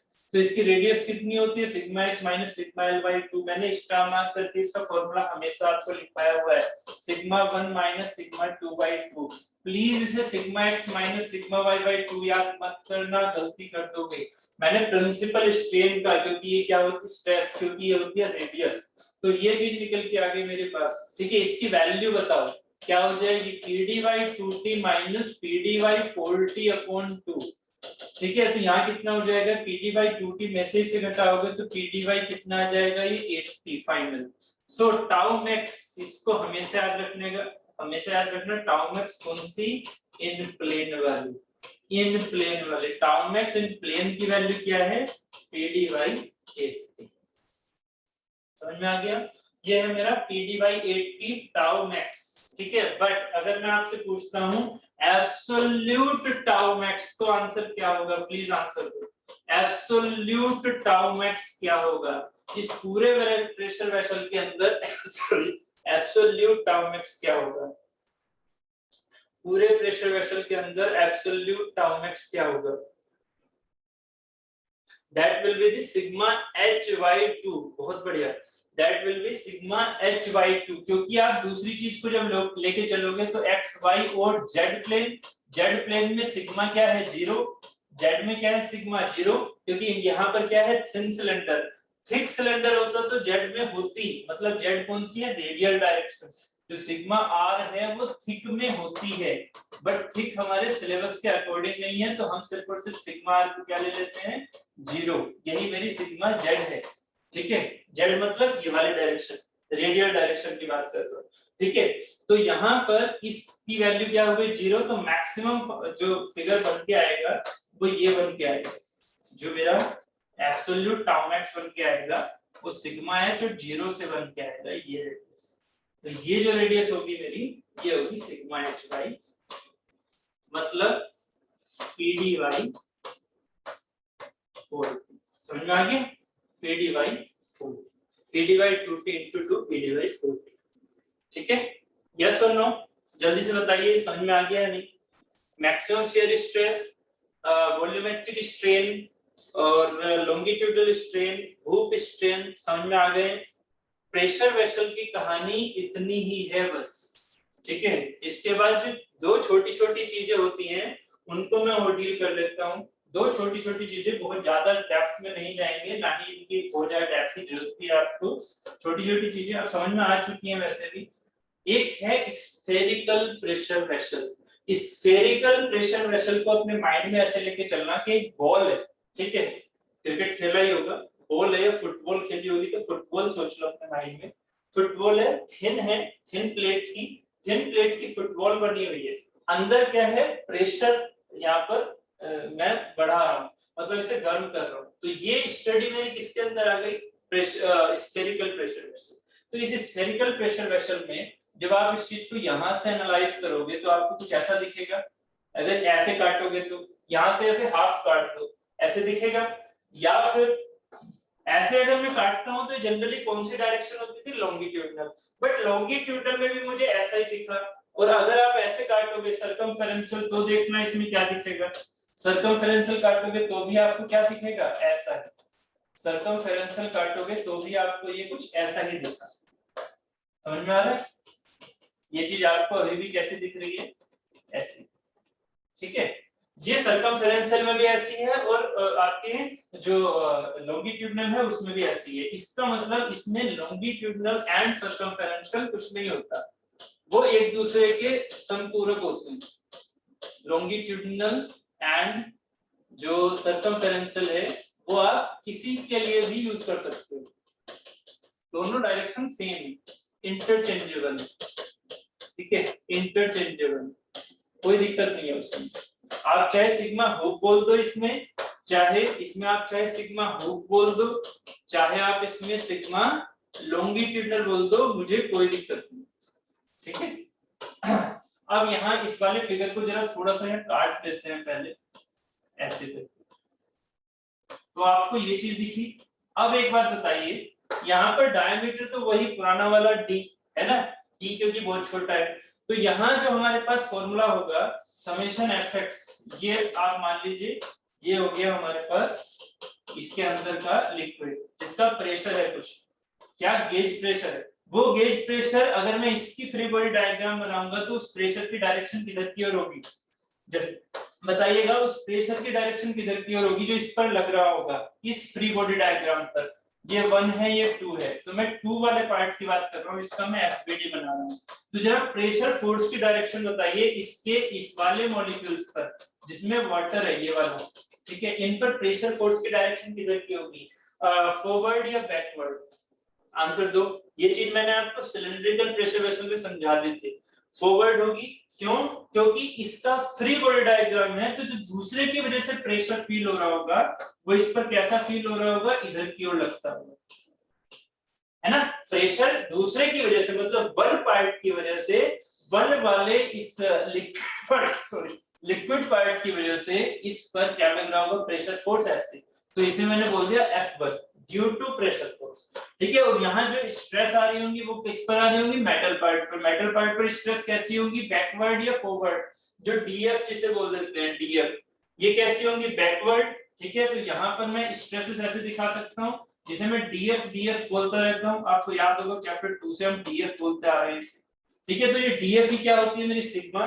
तो इस सिग्मा को मैं चाहे लॉन्गिट्यूडनल बोलूं चाहे हुक बोलूं कोई दिक्कत नहीं है, तो यहाँ पर जो मेरा F1 इक्वल टू F2, पहले इसको हम राइट कर लेते हैं, F1 इक्वल टू ये सिग्मा की वजह से टोटल हो गया F2, मतलब F1 जो इधर की ओर लग रहा है, F2 जो इधर की ओर लग रहा है, तो F1 बराबर F2 should be for the equilibrium, for equilibrium. तो यहाँ से क्या निकल के आ गया मेरा, F1 क्या है, pressure, pressure into area, area कितना होगा 5/4 d स्क्वायर।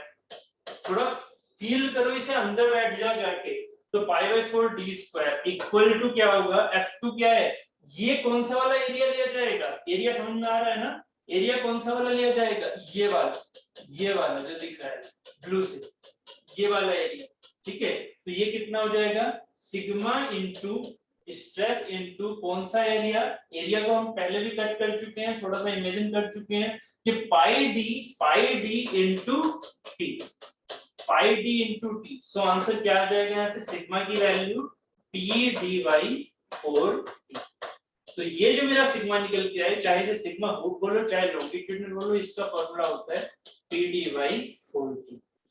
अब क्वेश्चन में क्या पूछने वाला हूं उस पर ध्यान देना, क्वेश्चन में क्या पूछने वाला हूं, मैं ये कह रहा हूं स्फेरिकल प्रेशर वेसल अगर क्वेश्चन में लिखा हुआ है, सिलेंड्रिकल प्रेशर वेसल नहीं, स्फेरिकल प्रेशर वेसल अगर क्वेश्चन में लिखा हुआ है, तो आपको क्या करना होगा, आपका डिजाइन किसके बेसिस पर होगा, PD by 4t के बेसिस पर या PD by 2t के बेसिस पर, आंसर दो, PD by 4t के बेसिस पर होगा या PD by 2t के बेसिस पर। अगर सिलेंड्रिक अगर स्फेरिकल प्रेशर वेसल लिखा हुआ है, तो स्फेरिकल प्रेशर वेसल है तो PD by 4t, बहुत बढ़िया, PD by 4t, क्योंकि आपने ये डिराइव किया कि सिग्मा लॉन्गिट्यूडिनल सिग्मा हुक दोनों ही बराबर होती हैं। तो जरा मुझे एक बात और बताओ, इस प्रैक्टिकल फिजिबल बॉडी का अगर मैं इस बॉडी में से ये छोटा सा एलिमेंट निकाल लूं, यहाँ पर ये छोटा सा एलिमेंट निकाल लो, तो जरा इसका जो डायग्राम देखना, इसका डायग्राम कुछ ऐसा दिखेगा या नहीं, यहाँ पर भी क्या है सिग्मा एल, यहाँ पर क्या है सिग्मा एच, क्योंकि दोनों बराबर है, क्योंकि दोनों बराबर है तो इसको चाहे आप सिग्मा लिख दो, कोई दिक्कत नहीं है मुझे, है ना, इसमें क्योंकि लॉन्गिट्यूडिनल और हुक का कोई मतलब ही नहीं है, ठीक है, ये सब के सब बराबर हो गए। ऐसा फिगर आपने मोहर सर्कल में किस चीज का देखा था, जब ये वैल्यूज सब सेम हो जाती हैं, तो ऐसा फिगर मोहर सर्कल में किसका बन के आता था, आंसर दीजिए, यहाँ पर क्या बन के आएगा, बहुत बढ़िया, यहाँ पर बनेगा Mohr circle as a point, यहाँ पर बनेगा Mohr circle as a point. तो यहाँ से एक न्यू क्वेश्चन बन के आता है, मोहर सर्कल पॉइंट किस फिजिकल आइडेंटिटी का बनता है, तो पॉइंट कौन सी फिजिकल आइडेंटिटी का है, spherical pressure vessel. Spherical pressure vessel का मोहर सर्कल क्या होता है, एक पॉइंट होता है, याद रहेगा, ठीक है, स्फेरिकल प्रेशर वेसल का मोहर सर्कल क्या होता है, एक पॉइंट, ठीक है। अब ये मुझे बताइए कि इसमें टाउ की वैल्यू होगी या नहीं, अब आंसर दो, इसमें टाउ की वैल्यू होगी या नहीं, स्फेरिकल प्रेशर वेसल में शियर स्ट्रेसेस होंगी या नहीं, स्फेरिकल वेसल में शियर स्ट्रेसेस होंगी या नहीं, नो, बट कौन सी नहीं, कौन सी नहीं, इन प्लेन, वेरी गुड, अब उम्मीद है समझ में आ रहा होगा, इन प्लेन टाउ मैक्स, इन प्लेन शियर स्ट्रेसेस नहीं होंगी, इन प्लेन शियर स्ट्रेसेस नहीं होंगी, नो। मतलब अगर हम इसमें xy मतलब पेरिफेरी वाला, आपका जो आंसर है बिल्कुल सही है, पेरिफेरी में किसी भी एंगल पर काटो कोई दिक्कत नहीं है, पेरिफेरी में किसी भी एंगल पर काटो प्लेन कोई दिक्कत नहीं है, पेरिफेरी में ये एलिमेंट लिया, इस एलिमेंट को ये दिखाया, चाहे यहाँ काटो कोई दिक्कत नहीं है, सब पर शियर स्ट्रेस 0 है। जो आपने आंसर दिया ना 0, बिल्कुल सही दिया, आपने अपनी थिंकिंग के हिसाब से बिल्कुल आंसर सही दिया, जो आप पेरिफेरी पर सोच रहे हो बिल्कुल सही है, बट अगर मैं उसे अंदर से ऐसे काटूं, समझ रहे हो, अगर मैं उसमें प्लेन ये काटूं, कौन सा प्लेन, जरा ध्यान से समझना, प्लेन में ये काटूं ऐसे करके, ऐसे, ये टिल्टेड प्लेन दिख रहा है, ये टिल्टेड प्लेन अंदर की सरफेस से ऐसे प्लेन आता हुआ, अगर मैं ऐसे प्लेन काट रहा हूं तब शियर स्ट्रेस होगी, तब शियर स्ट्रेस होगी, जिसे हम क्या बोल देंगे, एब्सोल्यूट, मतलब जेड के बेसिस पर, जेड के बेसिस पर ये मोहर सर्किल अब जो शियर स्ट्रेस का बन के आएगा वो कैसा बन के आएगा, ऐसा। तो स्फेरिकल प्रेशर वेसल में इन प्लेन शियर स्ट्रेस क्या होती है, 0, जबकि एब्सोल्यूट टाउ मैक्स क्या होगी, इसका आधा, मतलब sigma P D Y 8t। Clear है, पी डी वाई 4t का। जल्दी से बताइए यहाँ तक कि समझ में आ गया। स्फेरिकल प्रेशर वेसल में इतना ही है बस। समझ में आ गया है तो बताइए, कोई डाउट है तो पूछ लीजिए।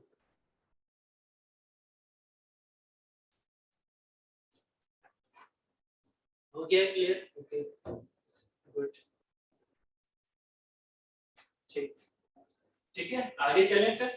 मैक्सिमम शियर स्ट्रेसेस की वैल्यूज प्लीज वीडियो को चाहे तो आप रिकैपिटुलेट कर लेना। मैंने हर एक क्वेश्चन का आंसर दिया है, ठीक है। भले से मैंने लिखा आपको एक छोटे छोटे उसमें फॉर्म में, बट आप प्लीज इसके जो वर्डिंग बोल रहा था उनको नोट्स में लिखना जरूर।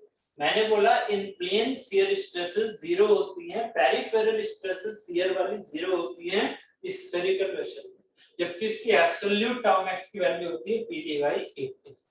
ठीक है, चलिए ठीक है। लास्ट थिंग जो इस चैप्टर की है, ठीक है, उसके बाद मैं 2 क्वेश्चन कराऊंगा आपको। ठीक है, ये है ऑटो फ्रिटेज। ये एक्चुअली थिक सिलेंडर से रिलेट करता है, तो कभी-कभी ईएससी में ही पूछा जाता है, गेट में जनरली नहीं पूछा जाएगा ये वाला क्वेश्चन। ठीक है, बट क्योंकि मुझे याद आ रहा था इसलिए मैंने इस चीज को यहाँ पर लिख दिया, क्योंकि वेरियस पीएसयूज में पूछ लेते हैं ऑटो फ्रिटेज क्या है। तो ऑटो फ्रिटेज क्या होती है, टर्म होती है, it is the process of pre stressing this cylinder, of pre-stressing the cylinder to improve their hoop strength before putting into services। ठीक है, बेसिकली अगर हम बोले बेसिकली अगर हम बोले तो हुप स्ट्रेंथ ही हम बोल सकते हैं, जो कि मेरे क्रिटिकल होती है। अगर मैं क्रिटिकल को बोलूं तो हुप स्ट्रेंथ ही जनरली बोल के चलते हैं। ठीक है, ये जो हुप स्ट्रेंथ वर्ड है ये बेसिकली हमारा क्रिटिकल से रिलेट करता है, क्योंकि सिलेंड्रिकल प्रेशर वेसल के अंदर आपने डिजाइन किसके बेसिस पर किया है, हुप के। ठीक है, स्फेरिकल प्रेशर वेसल के अंदर दोनों ही क्या है, इंटरचेंजेबल, तो उसे हुप ही बोल तो ज्यादा बेटर। ठीक है, तो हुप स्ट्रेंथ को हम क्या करें, बढ़ा दें पहले से ही। वो किसके बेसिस पे बढ़ा सकते हैं, वो हम प्री स्ट्रेसिंग के बेसिस पे बढ़ा सकते हैं। प्री स्ट्रेसिंग मतलब कि भाई प्रेशर लग रहा था अंदर से, मान लीजिए प्रेशर की वैल्यू 4 मेगापास्कल थी। ठीक है, आपने क्या किया, आपने पहले ही मटेरियल जो था पहले से बना हुआ, मान लीजिए माइल्ड स्टील का बना हुआ, आपने क्या किया, आपने एक्सटर्नली उस पर फोर्स लगाए रखा। तो अब बताइए क्या वो मेरी जो यील्ड स्ट्रेंथ उसके अंदर है, वो एक तरह से जो परमिसिबल स्ट्रेंथ है वो और बढ़ गई। परमिसिबल स्ट्रेंथ और बढ़ गई क्योंकि मैं एक एक्सटर्नल डिवाइस की तरह क्या कर रहा हूं, उसको प्री स्ट्रेस कर रहा हूं, मतलब उसको पहले से ही मैं स्ट्रेसिंग की फॉर्म में रख रहा हूं, जिससे कि वो जो प्रेशर को झेलने की कैपेसिटी इसकी और ज्यादा बढ़े। यस और नो, ये थोड़ा फील हो पा रहा है या नहीं, है ना? बहुत ज्यादा मुझे अच्छे से इसको समझाने की जरूरत नहीं है, बस आपको इसे फील करना है कि जितना ज्यादा आप उसे स्ट्रेसफुल बनाओगे उतना ज्यादा उसमें प्रेशर झेलने की कैपेसिटी बनेगी। बट गलती मत करना कि बहुत ज्यादा स्ट्रेसफुल कर दिया, क्योंकि अगर बहुत ज्यादा स्ट्रेसफुल करोगे तो एक्सटर्नली फोर्स की वजह से, जो कि मैं लगा रहा हूं, उसकी वजह से फेलियर आने के चांसेस बढ़ जाएंगे। ठीक है, तो प्लीज इस पर थोड़ा फोकस करना कि प्री स्ट्रेसिंग भी एक लिमिट तक होती है। ठीक है, अब इसी में हमारे पास 2 टर्मिनोलॉजी यूज की जाती है, एक होता है वायर बाइंडिंग, एक होता है compounding of cylinder. Wire binding किसके लिए यूज होता है, वायर बाइंडिंग यूज होता है थिन सिलेंडर के लिए। ये क्वेश्चन कभी-कभी आ जाता है, थिन सिलेंडर के लिए, मतलब आपने एक थिन सिलेंडर माना, सिलेंडर का मतलब यहाँ पर वही है अंदर से खाली, ठीक है, थिन सिलेंडर माना, इस थिन सिलेंडर पर वायर बाइंडिंग करोगे, तो ये जो वायर बाइंडिंग से आप प्री स्ट्रेसिंग कर रहे हो, इस ऑटो फ्रिटेज के मेथड को हम कौन सा लेके चलते हैं, वायर बाइंडिंग मेथड। ठीक है, ये किसके ऊपर है, थिन सिलेंडर पे। जबकि थिक सिलेंडर के लिए हम क्या यूज करते हैं, हम थिक सिलेंडर के लिए यूज करते हैं, सॉरी, हम थिक सिलेंडर के लिए यूज करते हैं यहाँ पर कंपाउंडिंग। कंपाउंडिंग समझ रहे हैं, मतलब एक जो सिलेंडर था थिक सिलेंडर, इस थिक सिलेंडर के ऊपर आपने क्या किया, एक दूसरा सिलेंडर माउंट कर दिया, तो इसे हम बोलते हैं compounding of the cylinder. Compounding of the cylinder, अगर आप एक कम डाया का, मतलब जो इसकी इनर डाया अगर इसके आउटर डाया से कम है, तो इंटरफेरेंस फिट होगा, जिसकी वजह से इसके अंदर प्री स्ट्रेसिंग आ जाएगी। और यहाँ पर इस थिक सिलेंडर का यूज कंपाउंडिंग ऑफ सिलेंडर के तौर पर किया जाता है। This is the technique of the auto फ्रिटेज।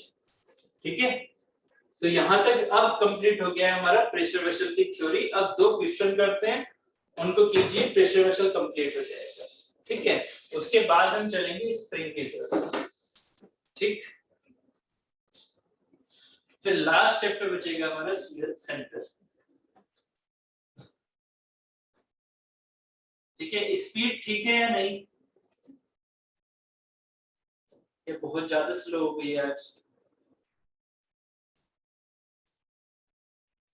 Speed बहुत स्लो है। ठीक है, सही है, चलो ठीक है। तो एक क्वेश्चन लिखिएगा, मैंने पहले लिखा हुआ नहीं, एक क्वेश्चन लिखिएगा please.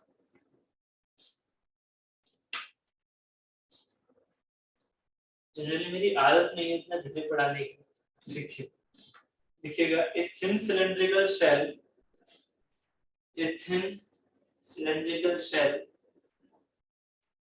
a thin cylindrical shell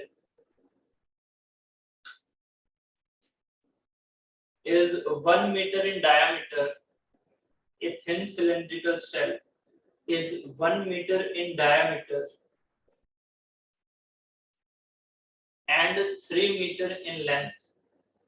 A thin cylindrical shell is 1 meter in diameter and 3 meter in length. Full stop. A uniform fluid pressure of full stop. A uniform fluid pressure of 5 Newton per mm square. A uniform fluid pressure of 5 Newton per mm square is applied inside the cylinder. Is applied inside the cylinder. First of find first लिखेगा hoop और circumferential strain. Find first लिखेगा hoop और circumferential strain. Second लिखेगा longitudinal strain. ठीक है, strain है ना। Third लिखेगा volumetric strain. volumetric strain and change in volume and change in volume if the thickness of metal यानी कि cylinder, if the thickness of metal is 20 mm, take mu equal to 0.3, take mu equal to 0.3 and also calculate final dimensions of the cylinder and also calculate final dimensions of the cylinder. तो final dimension से मेरा मतलब किससे होगा? final dimension से मेरा मतलब किससे होगा? thickness से होगा क्या? फाइनल जो डायमेंशन है उसमें मेरी थिकनेस आएगी या नहीं? आंसर दीजिए। क्या मेरी फाइनल डायमेंशन में मेरी थिकनेस में भी चेंज होगा? अगर कोई ये वॉल्यूम में चेंज को थिकनेस में चेंज से रिलेट करते हुए सोच रहा है तो मैं थिंकिंग जानना चाह रहा हूँ आपकी। वॉल्यूम में चेंज आप कैसे सोच रहे हैं? क्या थिकनेस में चेंज आएगा?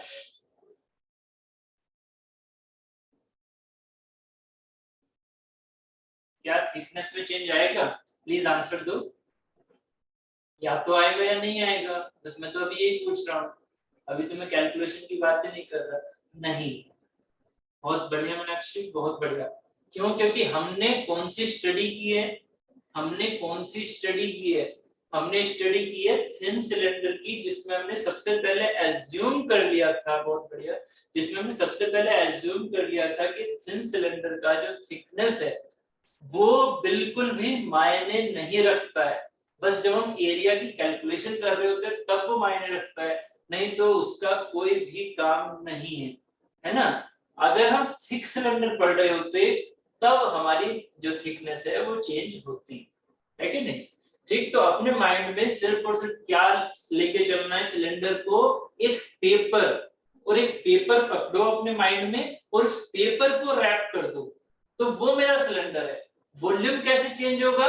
वॉल्यूम, जो उस पेपर के अंदर एयर गैप है वो बढ़ गया, वो बढ़ गया तो मेरा वॉल्यूम चेंज हो गया। मेरे पेपर की थिकनेस चेंज नहीं हुई, मेरे पेपर की डायमेंशन चेंज हो गई। डायमेंशन में कौन कौन सी आ गई है? लेंथ और डायमीटर। तो ये दो चीजें आपको फाइनल क्वेश्चन में, थर्ड पार्ट में दो चीजें फाइनल निकालनी है। लेंथ लेंथ जो चेंज हुआ और जो डायमीटर चेंज हुआ। ठीक है, ये मेरा लास्ट क्वेश्चन था। अब फर्स्ट और सेकंड क्वेश्चन के आंसर जल्दी से बता दो। फर्स्ट और सेकंड क्वेश्चन के आंसर में कुछ नहीं करना, सीधा सीधा आंसर आ जाएगा। फॉर्मूले आपको मैंने बता ही दिए हैं।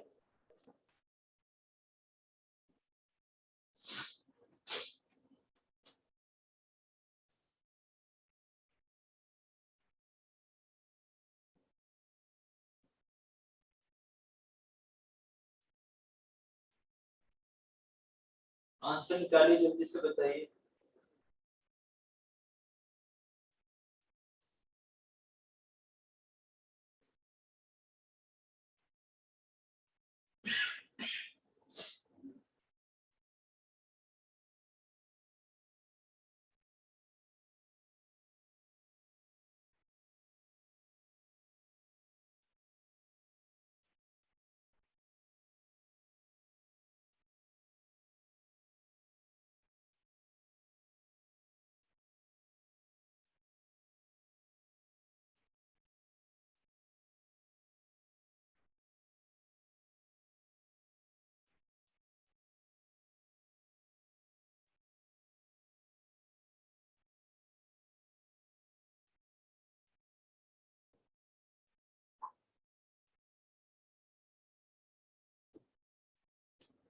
आया आंसर? जल्दी से दो। एप्सिलॉन एच की वैल्यू क्या आ गई है हुक स्ट्रेन की? एप्सिलॉन एच या एप्सिलॉन लॉन्गिट्यूडिनल, एप्सिलॉन एल, जो भी निकाले जल्दी से बताइए।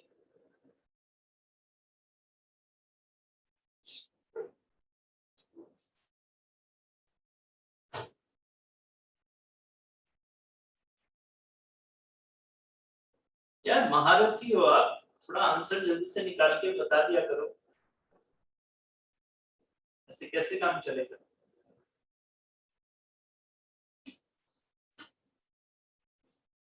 जब तक महारथी नहीं बनोगे तब तक महाभारत का बैटल कैसे जीतोगे रे? महाभारत जीतनी है कि नहीं? एग्जाम फोड़ने हैं तो उसके लिए कैलकुलेशन करनी पड़ेगी।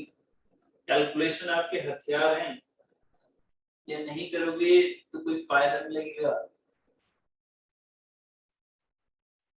कैलकुलेशन में मिस्टेक है, लग तो रहा है कुछ तो मिस्टेक की है, आंसर मैच नहीं कर रहा है।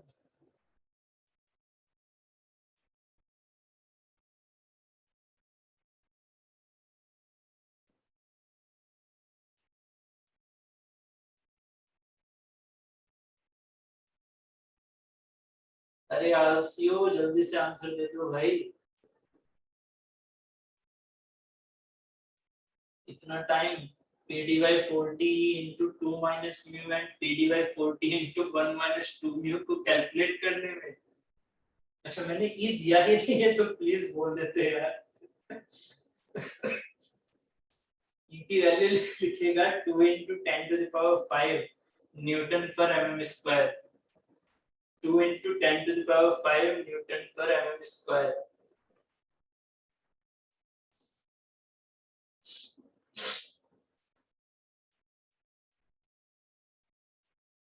हाँ, 1.59 गड़बड़ हो रहा है अभी।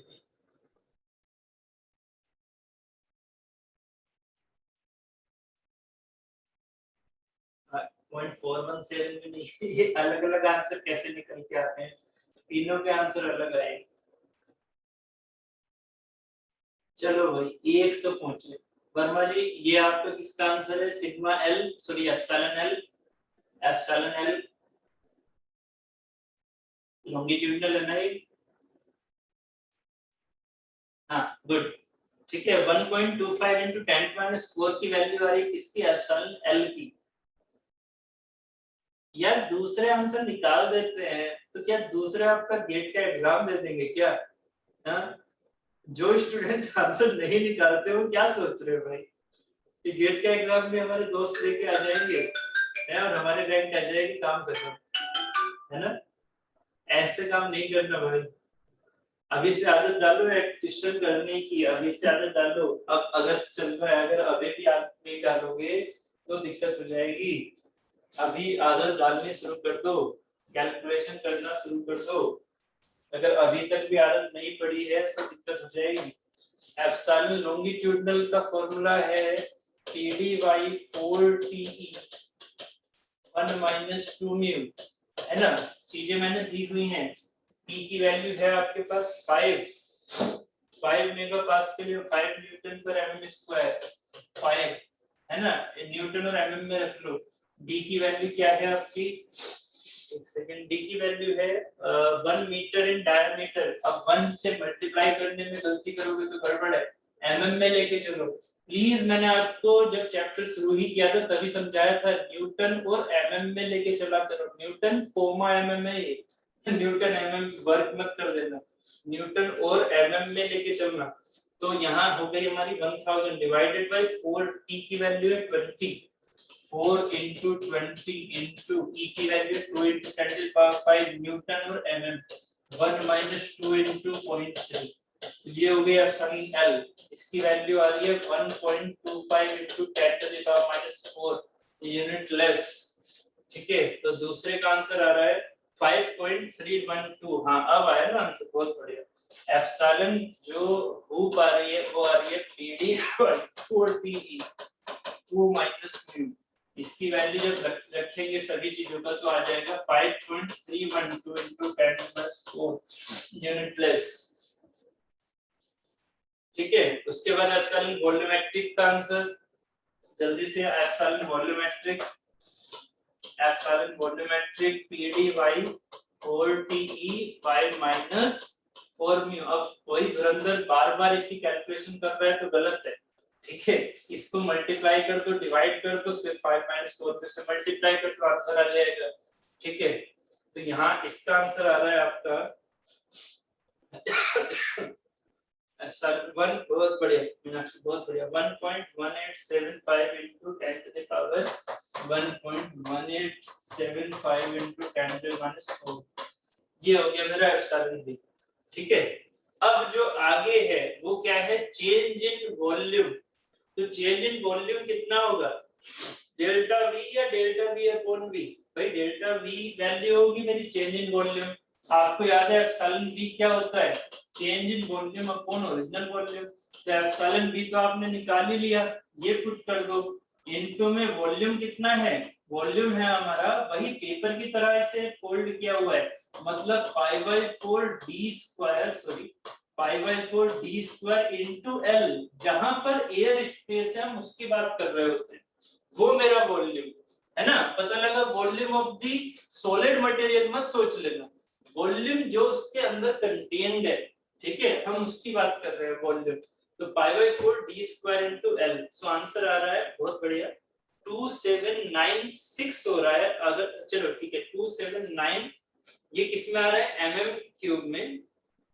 आई थिंक थोड़ा सा कुछ पॉइंट्स में गड़बड़ आ रहा है, 2796.8 सेंटीमीटर क्यूब आ रहा है आंसर, 2796.8 सेंटीमीटर क्यूब डेल्टा। अब आप अपने हिसाब से यूनिट देख सकते हैं, ठीक है, 2796.8 सेंटीमीटर क्यूब, ठीक।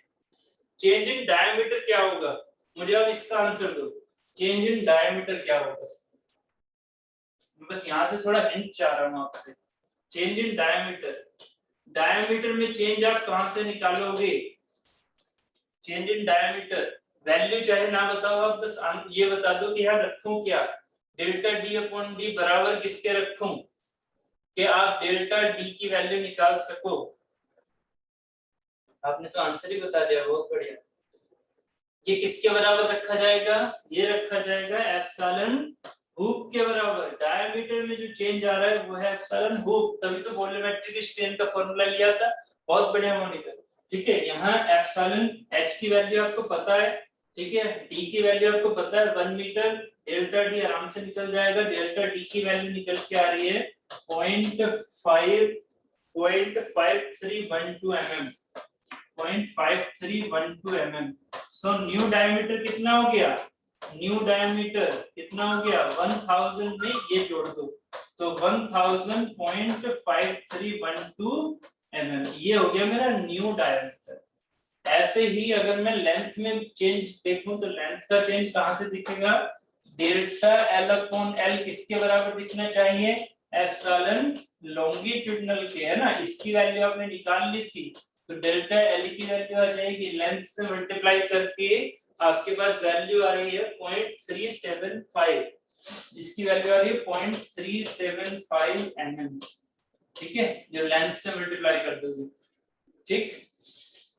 लेंथ की वैल्यू कितनी दे रखी थी आपको, लेंथ दे रखी 3 मीटर, है ना, तो यहाँ चेंज इन लेंथ मतलब एल न्यू कितना आ जाएगा, एल न्यू आ जाएगा 3000.375 एम, ये हो गया मेरा एल न्यू। समझ में आ गया, सारे चीजें सारा पार्ट हो जाएगा, हुप एंड लॉन्गिट्यूडिनल स्ट्रेस भी हो जाएगा, स्ट्रेस देता तो, ठीक है। अब थोड़ा कॉन्सेप्चुअल क्वेश्चन कर लेते हैं, बाकी आपको असाइनमेंट 34 करना है, ठीक है। थोड़ा सा काम मेरे ऊपर आ चुका है क्योंकि मेरा थोड़ा ऑफ ज्यादा ही हो गया है, ठीक है। असाइनमेंट्स जो 29 से आगे के हैं वो सबके मुझे सॉल्यूशन आपको भेजने हैं, 30 से आगे की सॉल्यूशन भेजने हैं, 40 मतलब थ्योरी ऑफ फेलियर मैंने आगे करवा दिया था 40 वगैरह, तो इनके असाइनमेंट के सॉल्यूशन मुझे भेजने हैं। आपकी जिम्मेदारी थी कि आप उन क्वेश्चन को करो, है ना, तो प्लीज करो, और प्लीज मुझे तब तक मत छोड़ना जब तक इनके आंसर्स आपको समझ में ना आ जाए। आपको इनके आंसर्स समझ में आने चाहिए, अगर आपको आंसर समझ में नहीं आ रहे हैं तो मुझे मत छोड़ना, प्लीज मेरे से पूछते रहना, ठीक है। और अगर समझ में आ गए तो बहुत ही अच्छी बात है। तो असाइनमेंट 34 है आपका प्रेशर वेसल का, इसे करना, ठीक है। उसी से एक क्वेश्चन में करवा रहा हूँ जो कि कंसेप्चुअल क्वेश्चन है, ठीक है। तो प्लीज इस क्वेश्चन को लिख लीजिए, जिन्होंने असाइनमेंट ओपन कर रखा है वो ओपन कर सकते हैं, ठीक है। बाकी इस क्वेश्चन को लिख लीजिएगा। A thin walled long cylindrical, question लिखिएगा, a thin walled WALLED, a thin walled long cylindrical tank, a thin walled long cylindrical tank of inner radius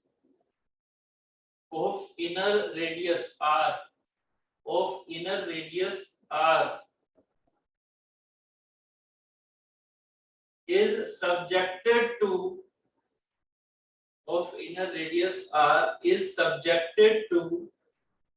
a axial compressive force F. A thin walled long cylindrical tank of inner radius R is subjected to a axial compressive force F at its ends, ENDS, at its ends, यहां तक हो गया, and END, and the internal fluid pressure, okay, फिर से repeat कर देता हूं, a thin walled long cylindrical tank of inner radius R is subjected, of inner radius R मतलब जो स्मॉल r लिखते हैं, R is subjected to a axial compressive force F, a axial compressive force F at its ends, ENDS, at its ends, यहां तक हो गया। अब लिखेगा and the internal fluid pressure P, and the internal fluid pressure P simultaneously, and the internal fluid pressure P simultaneously, in order to produce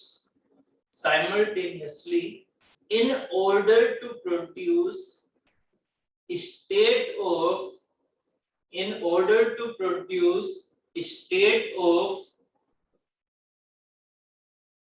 pure shear,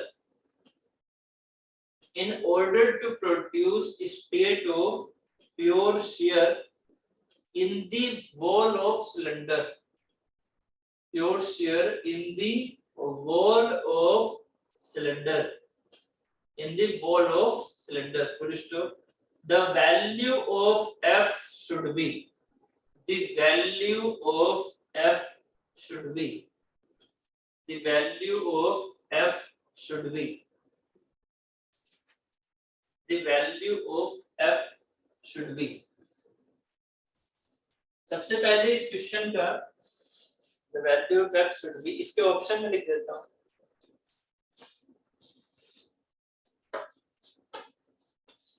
options हैं 5πr², ठीक है, second है 2πpr²,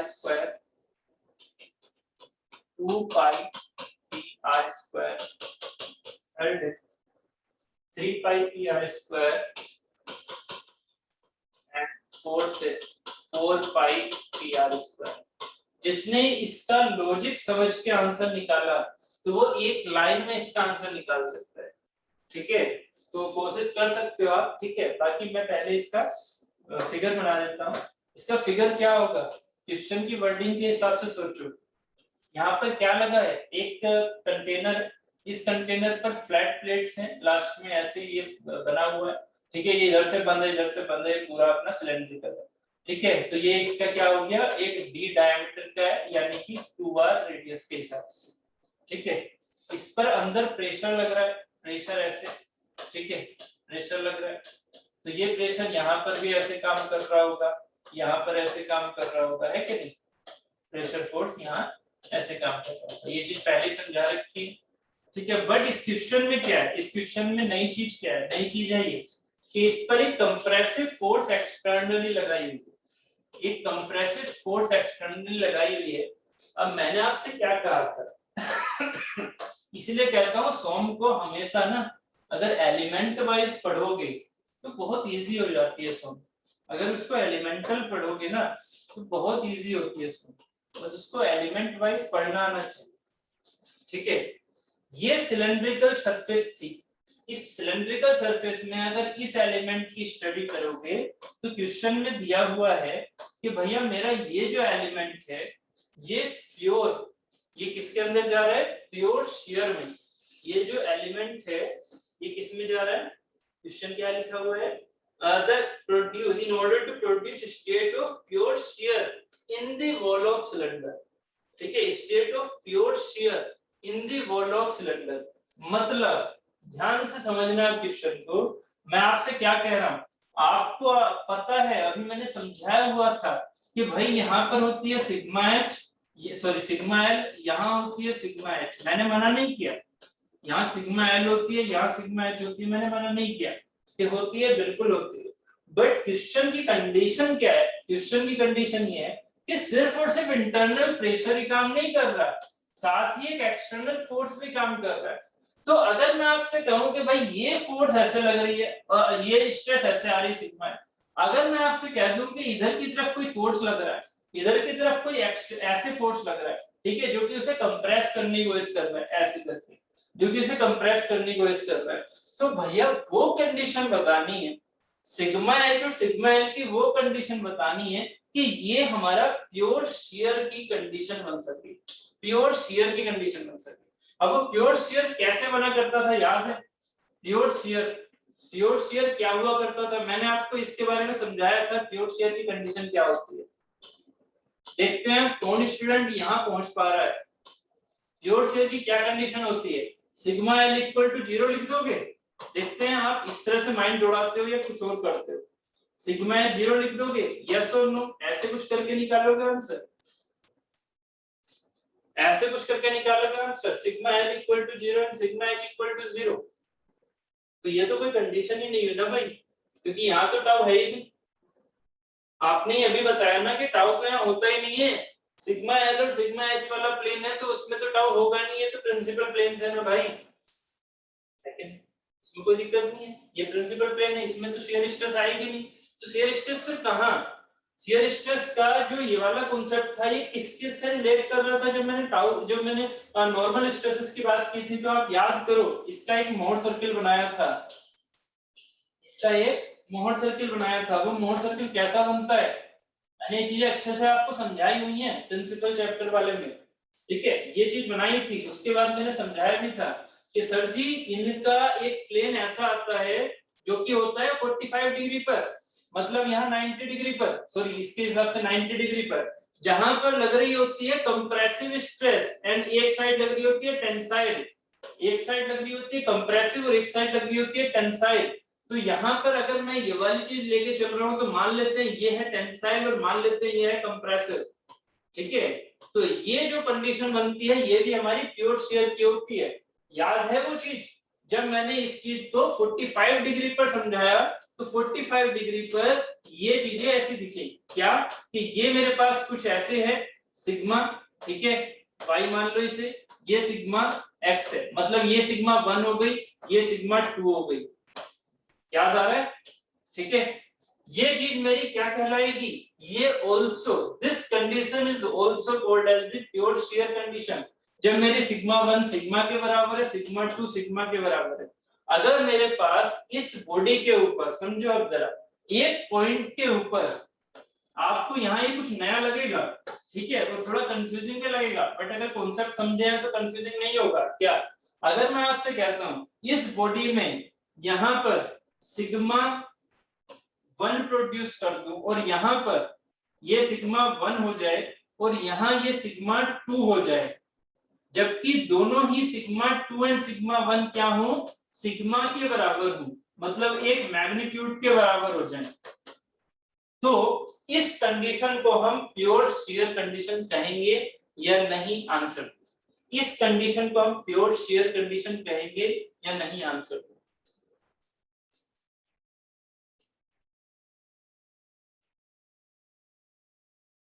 वही आंसर, इस condition को हम pure shear कहेंगे या नहीं। प्योर शियर वर्ड क्या है, प्योर शियर वर्ड है ये, जो जिसका मोहर सर्किल ये होता है उसको हम प्योर शियर बोलते हैं। प्योर शियर का सेंस कहां से आएगा, जहां सिर्फ और सिर्फ टाउ लग रही हो, बट टाउ किसी ना किसी प्लेन पर तो लगेंगे भाई। अब एक बात बताओ, अब ये आप क्या इसे प्योर नॉर्मल स्ट्रेसेस बोलते हो, क्या इसे प्योर नॉर्मल स्ट्रेसेस बोलते हो, वर्डिंग में तो प्योर नॉर्मल बोलते हो ना, वर्डिंग में प्योर नॉर्मल बोलते हो, क्या ये इस प्लेन पर प्योर नॉर्मल है, क्या ये इस प्लेन पर प्योर नॉर्मल है, नहीं। आवाज आ रही है मेरी आपको या नहीं,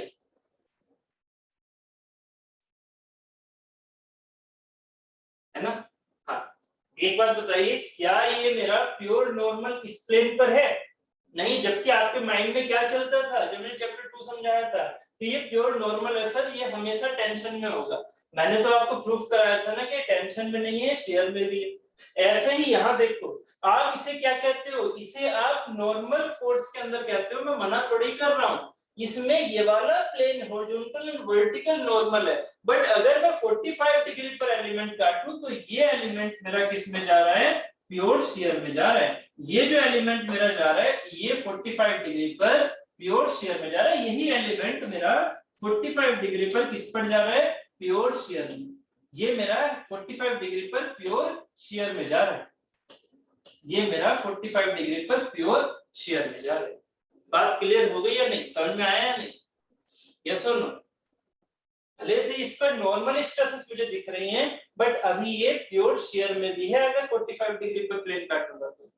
यस और नो प्लीज बता दो, समझ में आया, ठीक है। वर्डिंग पर ध्यान दो, वर्डिंग अगर प्योर शियर की कही जा रही है, ये कॉन्सेप्ट में यहाँ यूज कर रहा हूँ, सो में कहीं भी लग सकता है। जब मैं वर्डिंग यूज करता हूँ प्योर शियर की, आपके माइंड में क्या आना चाहिए, ये मोहर सर्किल, आपके माइंड में क्या आना चाहिए, ये प्योर शियर।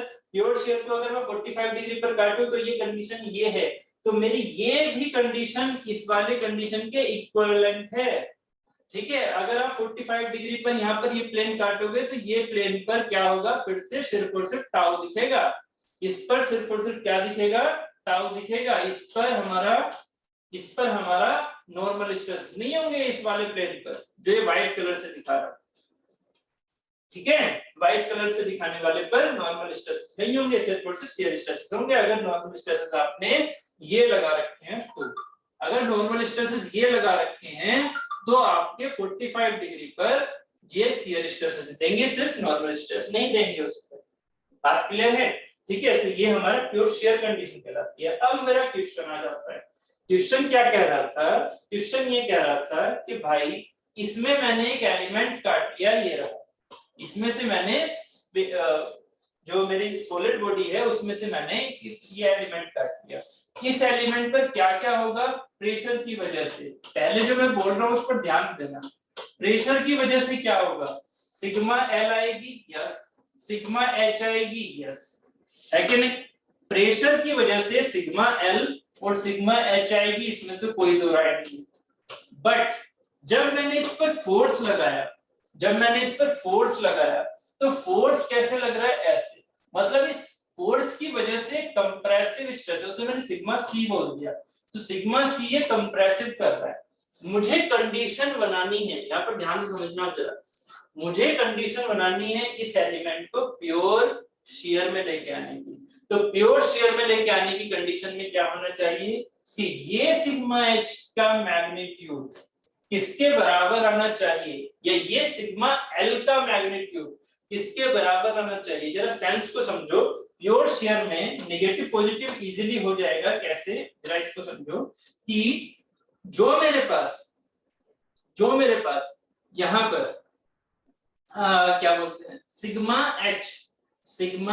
एच या सिग्मा एल का मैं अगर समेशन देखता हूं, यानी कि मैं इसे बोलता हूं सिग्मा एक्स और sigma Y, sigma X plus sigma Y. Pure shear में क्या होता है? आंसर दो। ये मैंने आपको प्रिंसिपल स्टेज में समझाया था। प्योर शेयर में sigma X plus sigma Y क्या होगा? प्योर शेयर में sigma X plus sigma Y क्या होगा? Sigma X plus sigma Y. Pure shear में sigma X plus sigma Y क्या होगा? यार भूल रहे हो, गलत, बहुत बढ़िया शुरू, बहुत बढ़िया। This will equal to 0। भाई मोर सर्कल से याद कर लो, सिग्मा 1 या sigma X plus sigma Y क्या होगा? 0। इसको प्लस इसको जोड़ोगे क्या होंगे? दोनों equal and opposite pure shear में। तो प्योर शेयर में क्या होगा? ये sigma X plus sigma Y 0, sigma X plus sigma Y should be always equal to sigma 1 plus sigma 2 equal to क्या होगा? 0। तो यहाँ जो सिग्मा 1 और सिग्मा 2 है, मतलब जो प्रिंसिपल मैक्सिमम प्रिंसिपल मिनिमम है, उनकी वैल्यूज कैसे होंगी? ये जो सिग्मा एच है आपको पता है, ये पीडी बाई 2t है, ये बड़ा है, ये क्या है? पीडी बाई 4t, ये छोटा है। तो जरा आंसर दो मुझे, अगर इसकी वैल्यू 100 मेगापास्कल है, इसकी वैल्यू 50 मेगापास्कल है, ये टेंशन में, ये टेंशन में, अगर मेरे आंसर तो पहले, उसके बाद कैलकुलेशन कर लेंगे, बहुत इजी है कैलकुलेशन। ये 100 मेगापास्कल है, ये 50 मेगापास्कल है, तो आपको compressive stress due to force कितनी लगानी पड़ेगी? आपको इसे प्योर शेयर में बनाना है तो आपको चाहिए क्या? आपको अगर इसे प्योर शेयर में बनाना है तो आपको क्या चाहिए कि ये जो इधर जा रही है ये भी 100 हो, और ये जो इधर आ रही है ये भी 100 हो। यस और नो? पहले मुझे ये समझाओ, ये चीज क्या सही है? समझ में आ रहा है? अगर ये मैंने मान लिया एग्जांपल के तौर पर ये 100 मेगापास्कल है और ये मेरे पास 50 मेगापास्कल है, तो सिग्मा सी जो आप लगा रहे हो, सिग्मा सी, उसकी वैल्यू कितनी होनी चाहिए? जरा आंसर दो मुझे, उसकी वैल्यू कितनी होनी चाहिए जो सिग्मा सी लगा रहे हो? इसके हिसाब से आंसर दो मुझे, जो मैंने माना है। फिगर समझ में आ रहा है मैं क्या कहना चाह रहा हूं? यस और नो भाई, कुछ तो बोलो। सिग्मा समझ में आ रहा है जो मैंने अभी ये एग्जांपल लिया आपसे? बहुत बढ़िया, बहुत बढ़िया। बट प्लीज यार आप सब आंसर दोगे तो ज्यादा अच्छा लगेगा। समझ में आया या नहीं मैं क्या कहना चाह रहा हूँ? मैंने आपसे कहा सिग्मा एच बड़ा होता है सिग्मा एल से, ठीक है। सिग्मा एच की वैल्यू मैंने 100 मान ली, तो सिग्मा एल की वैल्यू ऑटोमेटिकली 50 होगी। अब मैंने आपसे कहा कि भाई मुझे कुछ फोर्स लगानी है कंप्रेसिव, जिसकी वजह से ये प्योर शेयर में चला जाए, तो कंप्रेसिव फोर्स की डायरेक्शन सिग्मा सी होगी। ऑब्वियस है कि इसे अगर प्योर शेयर में लेके जाना है तो कंडीशन ऐसी बनानी पड़ेगी कि इस साइड में तो और कोई स्ट्रेस नहीं है, इसका मतलब यहाँ तो 100 दिखेगा। बट अभी मैंने आपको समझाया प्योर शेयर के लिए अगर नॉर्मल की कंडीशन दिखानी है तो ऐसे दिखाओगे, 100 अगर इधर है तो 100 इधर दिखाना पड़ेगा, है कि नहीं? और अगर 100 इधर दिखाना पड़ेगा तो ये वैल्यू मेरी 100 आनी चाहिए। किस डायरेक्शन में? इस डायरेक्शन में। अगर ये वैल्यू 100 आएगी तो सिग्मा सी क्या होना चाहिए? सिग्मा सी कितना होना चाहिए? 150। 150 में से अगर 50 घटा दोगे तो 100 बच जाएगा ना? यस और नो? प्लीज आंसर दो मुझे सभी। समझ में आया भी या नहीं? ये सिर्फ मैं ही बोलता जा रहा हूं। सभी प्लीज एक बार आंसर दे दो यार, समझ में आया है नहीं? अगर नहीं आया तो प्लीज मुझे पूछ लो, ठीक है? अगर समझ में आ गया है तो बहुत अच्छी बात है, ठीक है? अब सीधा क्या करना होगा? अब हम सीधा हमें क्या निकालना है? फोर्स की वैल्यू। तो यहाँ पर जो इसका एरिया है, फोर्स अपॉन एरिया क्या हो जाएगा? Sigma C. Force upon area क्या हो जाएगा? Sigma C. तो यहाँ पहले उस फॉर्मूले को देख लो, sigma 1 plus sigma 2 equal to 0, या फिर मैग्नीट्यूड वाइज भी लेके जा सकते हो, आपकी इच्छा है कि sigma H equal to force upon के हिसाब से, फोर्स माइनस में हिसाब से। तो सिग्मा एच अगर ये टेंशन में लेके चल लो कितना? pdy 2t, ये मैग्नीट्यूड वाइज लेके चल रहा हूं। बराबर क्या होना चाहिए? कंप्रेसिव फोर्स ज्यादा होना चाहिए, कंप्रेसिव स्ट्रेस ज्यादा होनी चाहिए, इसका मतलब फोर्स अपॉन एरिया, ठीक है? माइनस में ये वाली चीज इस साइड से घट रही है, मतलब pdy 4t, ठीक है? ये आंसर हो गया। pdy 2t equal to f upon a minus pdy 4t। ये इक्वेशन अगर बना ली, आंसर आ गया। ये इक्वेशन बनानी थी, आंसर आ गया। मैंने आपसे कहा ना अगर लॉजिक आपको समझ में आ रहा है तो फिर ये इक्वेशन बनाना कोई ज्यादा टफ काम नहीं, ठीक है? अगर लॉजिक समझ में आ रहा है, ठीक है? प्योर शेयर का अगर कॉन्सेप्ट समझ में आ रहा है तो ये चीज आप इस तरह से रिलेट कर सकते हो। ये जैसे ही आप ऐसे रिलेट करोगे आपका आंसर f का आ जाएगा। एरिया कितना होगा? एरिया होगा π/4 d स्क्वायर। एरिया क्या होगा? π/4 d स्क्वायर, ठीक है? यहां से फोर्स की वैल्यू आ जाएगी आपकी निकल के, यहां से फोर्स की वैल्यू निकल के आ जाएगी 3 पाई p r स्क्वायर, 3 पाई p r स्क्वायर। इसको सोल्व करोगे आंसर ये आ जाएगा, ठीक है? यस और नो? समझ में आ गया? जल्दी से बता दीजिए, समझ में आ गया है?